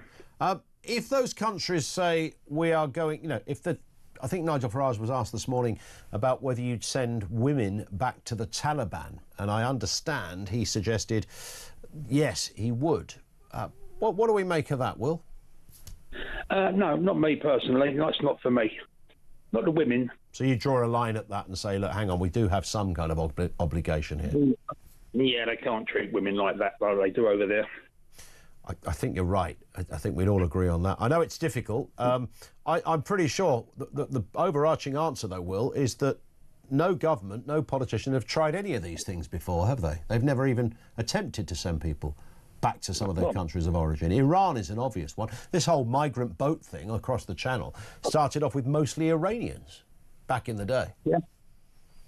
We're not at war with Iran. Well, we owe them nothing either. Correct. Good point. Will, thank you very much indeed. I remember a journalist doing a piece on this, and I think we wanted to try... I think he was a photojournalist and therefore he was hesitant about coming on to be interviewed about it. This is like going back a few years. Who'd spoken to a couple of people from Calais who were coming from Iran. They'd gone through Eastern Europe, left Tehran, gone through Eastern Europe. That seemed to be the route for a long, long time. All these planes were taking off from Iran and no one was going back on them. And the Iranians going, where's all these people gone? Well, they've legged it because they want to live somewhere else. And some of them scattered to different countries in Europe and others wanted to come to the UK. And this journalist had managed to get a word with some of them. And they weren't really, they weren't escaping anything in particular other than the fact they didn't like Iran. And they also weren't, one of the guys was a professional carpenter or something, and his wife worked in the fashion industry. So it was something like that, which was curious, really kind of interesting position. And he was just reporting on this because he felt it was unreported. And I thought that's a really good point. And it was the first sort of hard-ish evidence of the changing face of people seeking migration. We'd clearly moved on in the 21st century from those escaping a tyrannical regime or some kind of despot or dictatorial government where your inevitable death was merely hours away because of the army were going to break your house down and kill your family. Obviously, those cases still exist, and they're the people I think most humans understandably say, yeah, they're the people we want to help. But to ignore the it's not even an elephant in the room. I just wish somebody would talk a little more about the brutal reality that in the 21st century, you're going to have people who move around. We live in a small world. We have a thing called the internet. We have social media. If you live in Iran or Eritrea, 15, 20 years ago, it was unthinkable that you could just somehow find your way to the UK. It's just unthinkable. You can't do that. And then people started jumping on the backs of lorries and running through the tunnel and stuff like that. But today, you say to a young Eritrean lad who's looking at the country he lives in thinking, this is a cesspit, that the government's corrupt, it's going to be decades, probably not in my lifetime before it's put right. I'm going to go and live in England. That looks like my best job. He's not a rapist. He's not a criminal. He doesn't want a sponge. He wants a job. Let's give him all the benefits of the doubt. That's a doable proposition to a young kid in any of those countries now. They see it on social media. They see it on TikTok. I'm not just talking about the instruction videos that tell you how to get here. I'm just talking about the relative ease with which you can move around planet Earth from one place to another. It's not controversial or odd anymore. It's almost a part of the chapter, if you like, of the history of the planet, that we were always going to get to a stage where folk were able to move around and they didn't think twice about it. Previously, no, that's for another world. Let's get a brief word from Richard in Poole on reform. Richard, we've not got long, but I'm sure you can do it. Good afternoon. Hi there, Ian. What have you got for us, Rich? Well, yeah, I'm just worrying about, like Nigel Farage saying that we could have an election in 27. If Farage gets in and Reform get in, I think there's going to be so many problems. You're going to have the left, you're going to have the unions, you're going to have Just Stop Oil, Extinction Rebellion, the immigrants, all trying to bring this country to a standstill and a protest at a right-wing government. You know, I think it's going to get even worse.